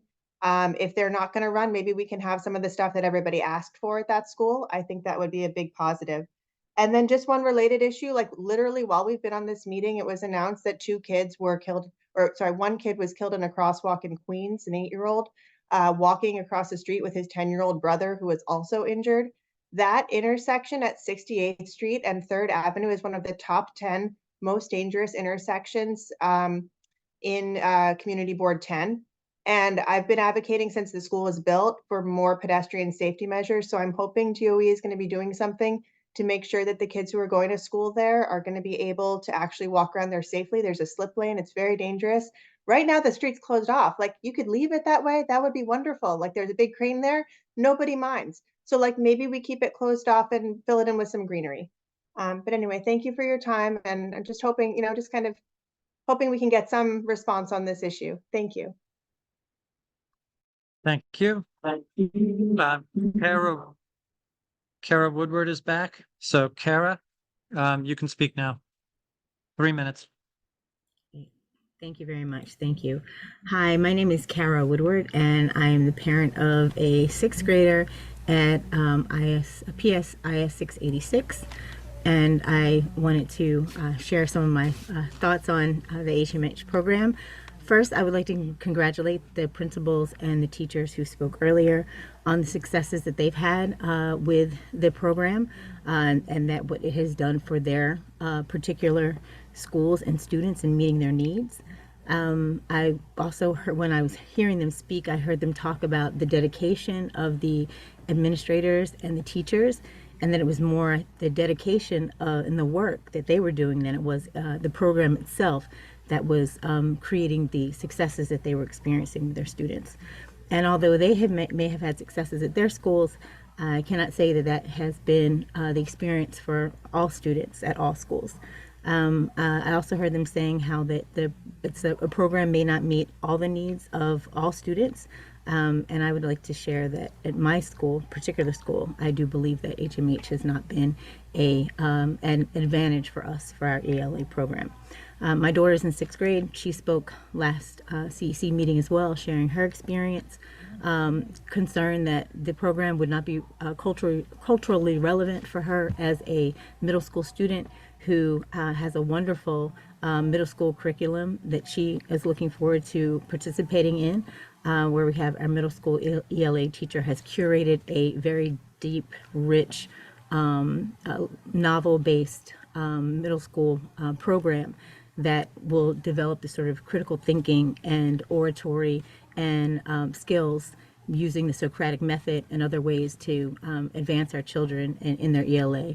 I think if Dr. Preto, you had engaged the parents of our particular school and said that you have a program or you've chosen a program that can improve upon our ELA proficiency, which for last year for 6th graders was 98%. Proficiency, testing 100% of our 6th graders, or you told our 8th grade parents that you could improve their students' proficiency at scoring at over 90% proficiency, I think they probably would have been skeptical as to whether or not that would be possible. I definitely don't believe that HMH is the correct direction for our school, and I don't believe it's the correct direction for probably other schools within District 20. Although I do applaud the many successes that those who've spoken have, I think it cannot be overshadowed that the input of teachers and administrators and particularly parents is paramount in developing a program that will develop the kinds of readers and thinkers that we are looking to do. BSI is founded on project-based learning and inquiry. It was very great to hear. 3 minutes, speaker. Okay, I'd just like to say that it was wonderful to hear teachers applaud project-based learning. That is the philosophy of our school, and that is what we would like to maintain. So I applaud the changes that have happened with the program, but we need to see more. Time is up. Thank you. Our next speaker is let's see, Frances Brown from Senator Chu's office. Frances, are you there? Yes, I'm here. Hi all. Yes, so my name is Frances. I am from Senator Ewan Chu's office. Senator Chu represents District 17, which includes Bensonhurst, Dyker Heights, Sunset Park, Fort Hamilton Parkway, Fort Hamilton, etc. I'm always happy to be here and listen to hear all of your thoughts and bring that back to the senator. But particularly, I was happy to be here today to hear from food and nutrition, because over the last 2 months or so, the senator has been working very hard to fight for better school lunches.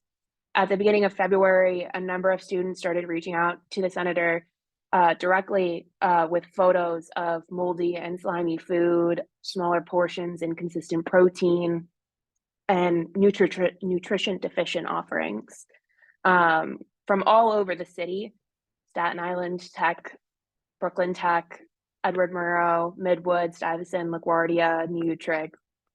And so the senator was appalled to receive all of these and to hear from the students directly that what they're receiving is insufficient and not edible at times. And so she reached out to the DOE. She sent a letter condemning this and requesting that action be provided. And we were very grateful this week, or perhaps grateful is not quite the right word, but was glad to see this week that some of that is being reversed and some of these school lunches that the kids wanted, that are good and edible, and that kids aren't just not eating at lunch because they do not like the offerings, or the offerings aren't safe to eat because of mold and such, are being reversed. And she plans to keep on and pay attention and make sure that they are reversed, that the kids do like the lunches that are coming back, and that if we can get more, we can get more.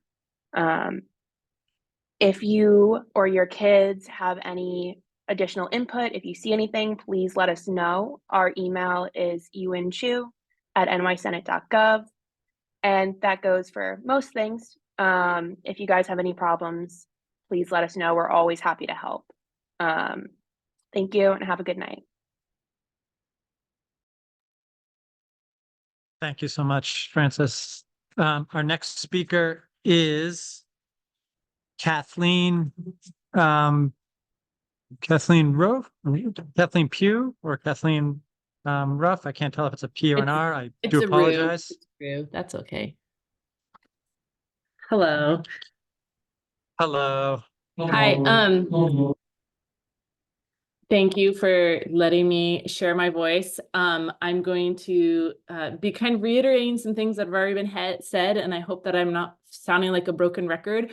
But I think it's important that that this voice gets heard. So I wanted to say that first off, I think it was helpful to hear that some schools and teachers were sharing positive things about the HMH reading program. I'm glad to hear that there's positive things, but I have to say that it doesn't match at all what I'm hearing from my own child. And I think that just proves that choosing a curriculum and implementing it across our very diverse district is not a productive way to have things operate.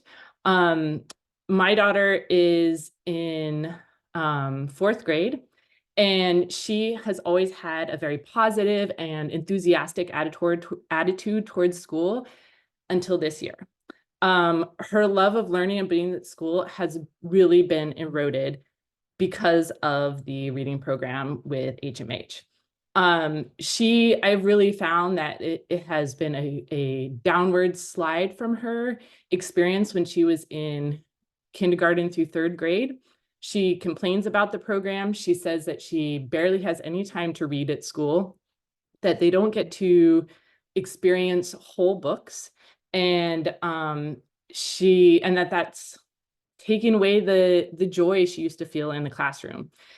She misses the opportunities that they had in previous years, where they had Socratic seminars, where they got to read and discuss books together as a class. She felt like this experience helped her better develop reading comprehension skills through the opportunities of talking with her classmates and her teacher about a text. And her biggest complaint is how the new reading program and its emphasis on booklets and excerpts of text are really just test prep. She feels like she's always preparing for state tests, which is obviously not a very engaging and encouraging way to read or learn to read. It's taking away all of her joy of reading and her love of the learning process. So now she feels frustrated, bored, and she also feels ignored in this reading program because she complains that the vocabulary and the word study units are things that she's already learned and mastered, and that this reading program isn't addressing her and her needs as a student. So I really hope that we can think about ways that this program doesn't have to be implemented across the district so that it can 3 minutes, speaker. student schools. Thank you. You can finish quickly if you have a quick Yeah. finish, that's fine. I just don't think it should be district-wide for every student because it's not addressing every student's needs. Thank you. Thank you. And our final speaker of the night is Tamira R. Hello. Can you hear me okay? Yes. Okay, thank you very much. Hi, I'm speaking tonight. I'm a CCSE member. I'm not speaking in that capacity. I'm the parent of a District 2 middle schooler, also not speaking in that capacity. Also a temporary guardian of a D20 fifth grader, which is why I'm here tonight. I know that this H&H curriculum discussion is very important for many families as it's taken up a lot of space at the last meeting and this meeting. I do want to point out that it's really difficult to learn how to read and to continue building that literacy when your mental wellness as a student is compromised. I thank you, Dr. Preto, for mentioning CRSE. I think that we need to focus on CRSE and really looking at how we're supporting, in particular, our LGBTQ plus community, given the recent attacks from several CEC members, particularly anti-trans student rhetoric. We've had an uptick in suicides in New York City schools. We've had an uptick in attempted suicides and hospitalizations. We need to do something immediately to let it be known that we stand by and we affirm these students and their community. I urge you to reach out to the DOE to have a presentation with the LGBTQ plus program and their programmers at the DOE. They did one for District 2, which was really informative, very, very helpful. And Dr. Preto, I would be interested in the percentage of D20 elementary and middle schools in particular that have active GSAs and what we can do to ensure that every school has an active GSA so that the student community feels safe, feels seen, doesn't feel threatened, and they can actually care about something like reading. Thanks.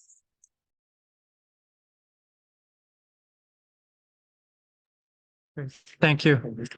That concludes our public speaking session. The next item on the agenda is Resolution 9, Renew Mayoral Control with Reforms. Kevin, are you able to share that?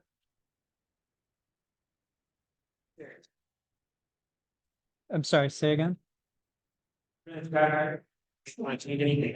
Yeah, please. Sure thing. Yep.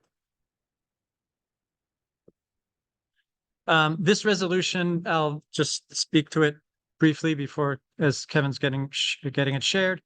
Mayoral control is a very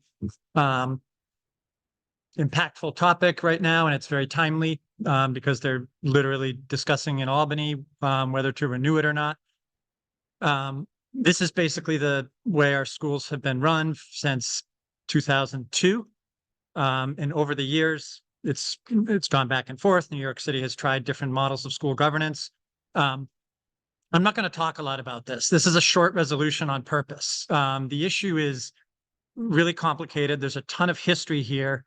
And I am not going to try to summarize it in one resolution, and I'm not going to try and do a lecture on it tonight. The real point of this resolution is to say there's no better system. That we're now it's March 13th, and the mayoral control ends on June 30th, unless it gets renewed.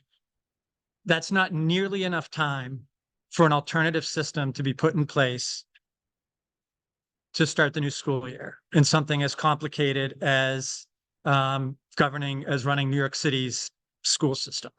It just isn't. And I'm strongly opposed to the way that the reforms were done 2 years ago, when it was last renewed, they were done very quickly and suddenly it came out of nowhere. It was all done in Albany without a lot of public input. There was a lot of talk about it for many, many months. But then suddenly we get these changes, and it gets renewed for 2 years. That's not an appropriate way to do something as impactful as how New York City schools are governed. I happen to think we need somewhat of a hybrid model, and that's part of what this resolution does tonight. But I also think it's really crazy to say we should just drop mayoral control right now, and on July 1st start with a new system that has yet to be. There haven't been any public, organized public hearings or proposals on what the new system would look like. There's ideas out there, but it's not being done in a structured way. There's a lot of uncertainty. So this resolution really says we need to renew mayoral control now. And, in the future, working on reforms is definitely a good idea. The second part of this resolution just touches on the superintendent hiring process. This is one of the areas where CECs, we have an advisory role. I think it should still be advisory. I don't think CECs should hire and fire superintendents. But I think we can strengthen the role of the CEC in some ways. In this resolution, Kevin, can you scroll to the last part with the requests? Basically, there's requested amendments to Education Law 2590E, just allowing CECs to contribute names during the hiring process, and potentially allowing CECs to have selective veto power over candidates.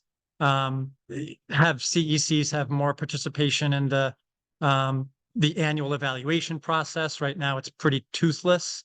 And also, just make sure that the evaluation process is part of the public, a little bit more part of the public record. Those are sort of some of the recommendations. Again, the important point being, it'll still be a mayoral controlled system. This superintendent will still report to the Department of Education, not to a CEC body, for his ultimately for his hiring and firing and performance evaluation. So those are the suggestions in this resolution. Any CEC members want to comment on the resolution?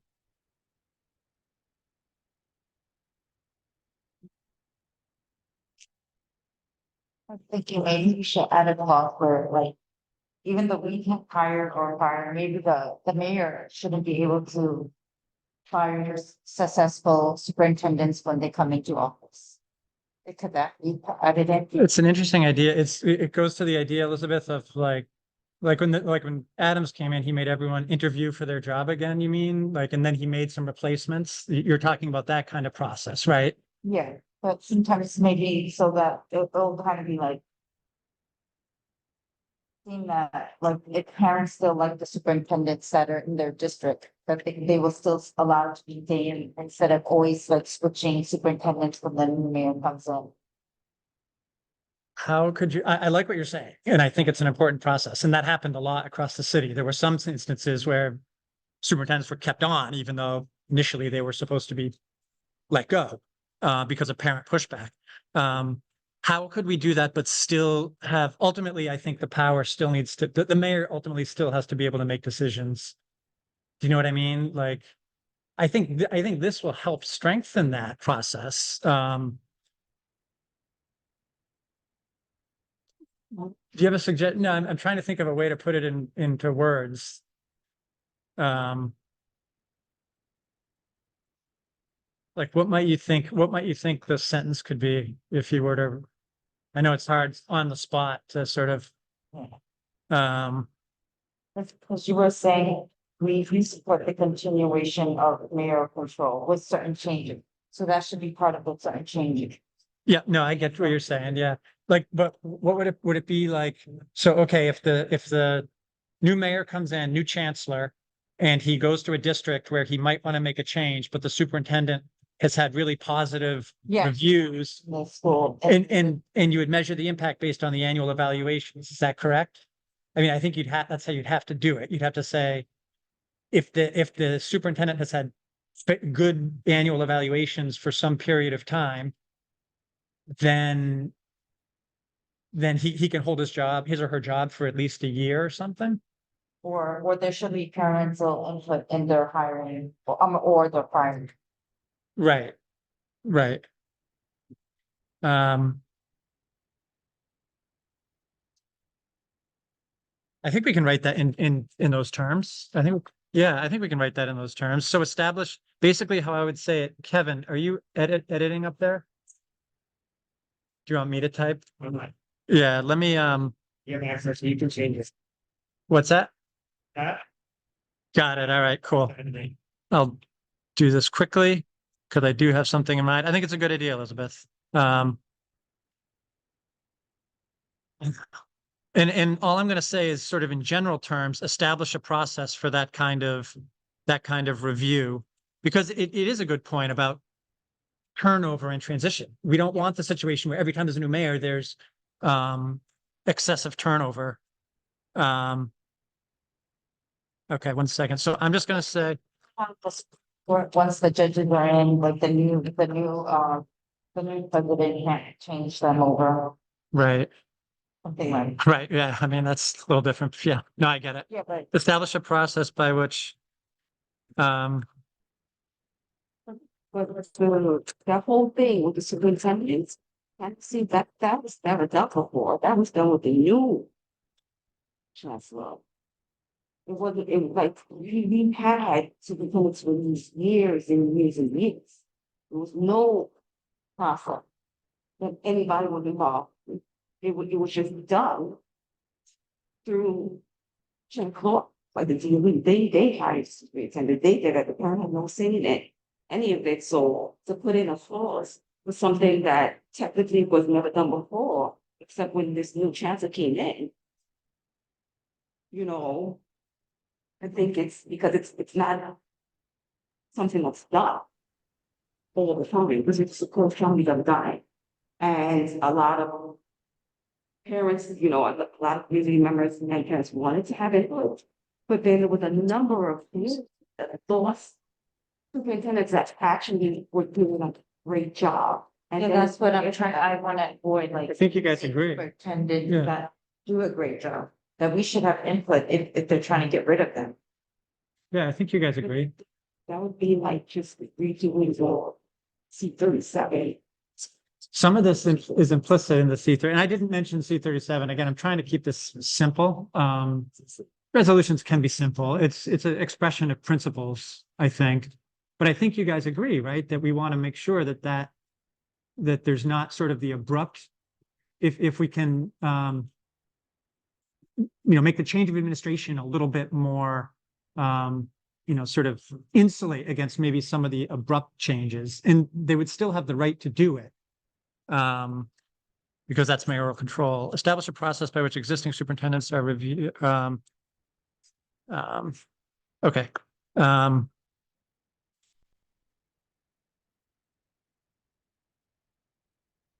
I'm gonna just try to type this. For change of mayoral administration, establish a process by which CECs, oh,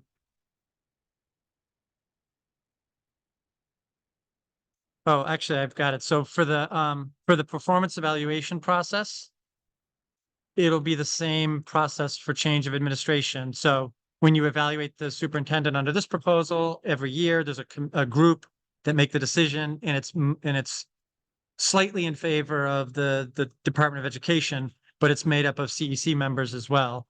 So I'll just say this same process shall apply for mayoral change in mayoral administration.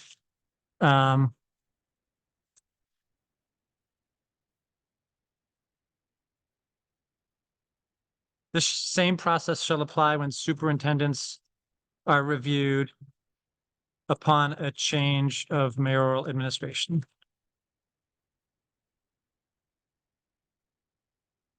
Elizabeth, what do you think about that? Elizabeth and Tamara, I don't know if that gets to what you're saying, but I think it does, because basically it puts in place a process where CEC members will have input into any changes that are made. I mean, I can share my screen actually, so I can, Sharing. did it just show when I made the change? Okay. So that's the edit right there. And we have to agree, anything we do on this resolution, we have to agree as amended. So that'll be the amendment.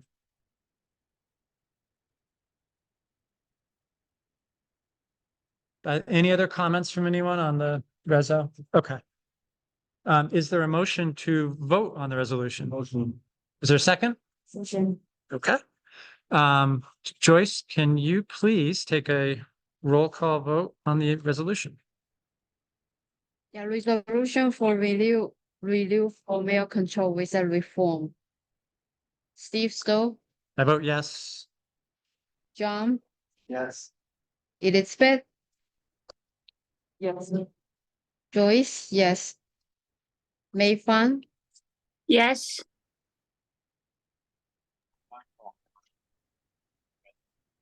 She's online. I see her. Yes. Thank you.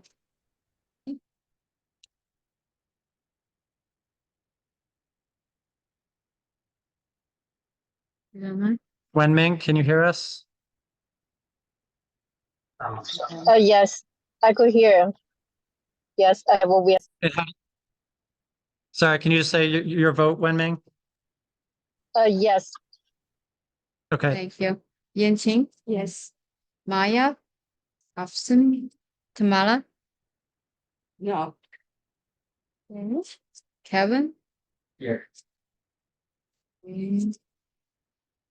How about Fabiola? She had to leave. Yeah, she had to leave. So we got 8 yes, 1 no, 2 absent. Great. Okay, the resolution is approved. Is there a motion to adjourn the calendar meeting? Motion. Oh, sorry, I'm so sorry. The minutes. Yeah, you know what? We'll do it at the business meeting. Or just, no, let's just do it. Let's just roll. I don't want to move the calendar meeting minutes to the business. Let's just get the calendar meeting minutes approved, please. So can you share those, Kevin? So everyone, please review the minutes from February. And if you have any changes, please speak up.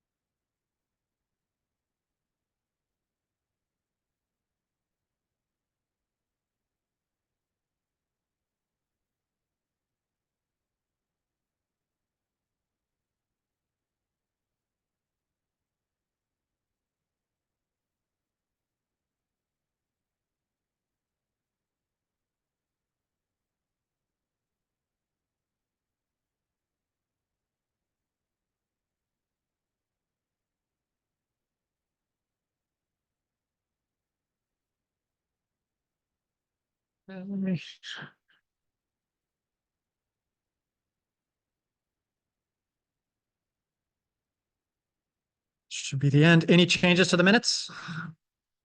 Okay, hearing none, the minutes are approved. Is there a motion to adjourn the calendar meeting? Is there a second? Second. All in favor? Yes.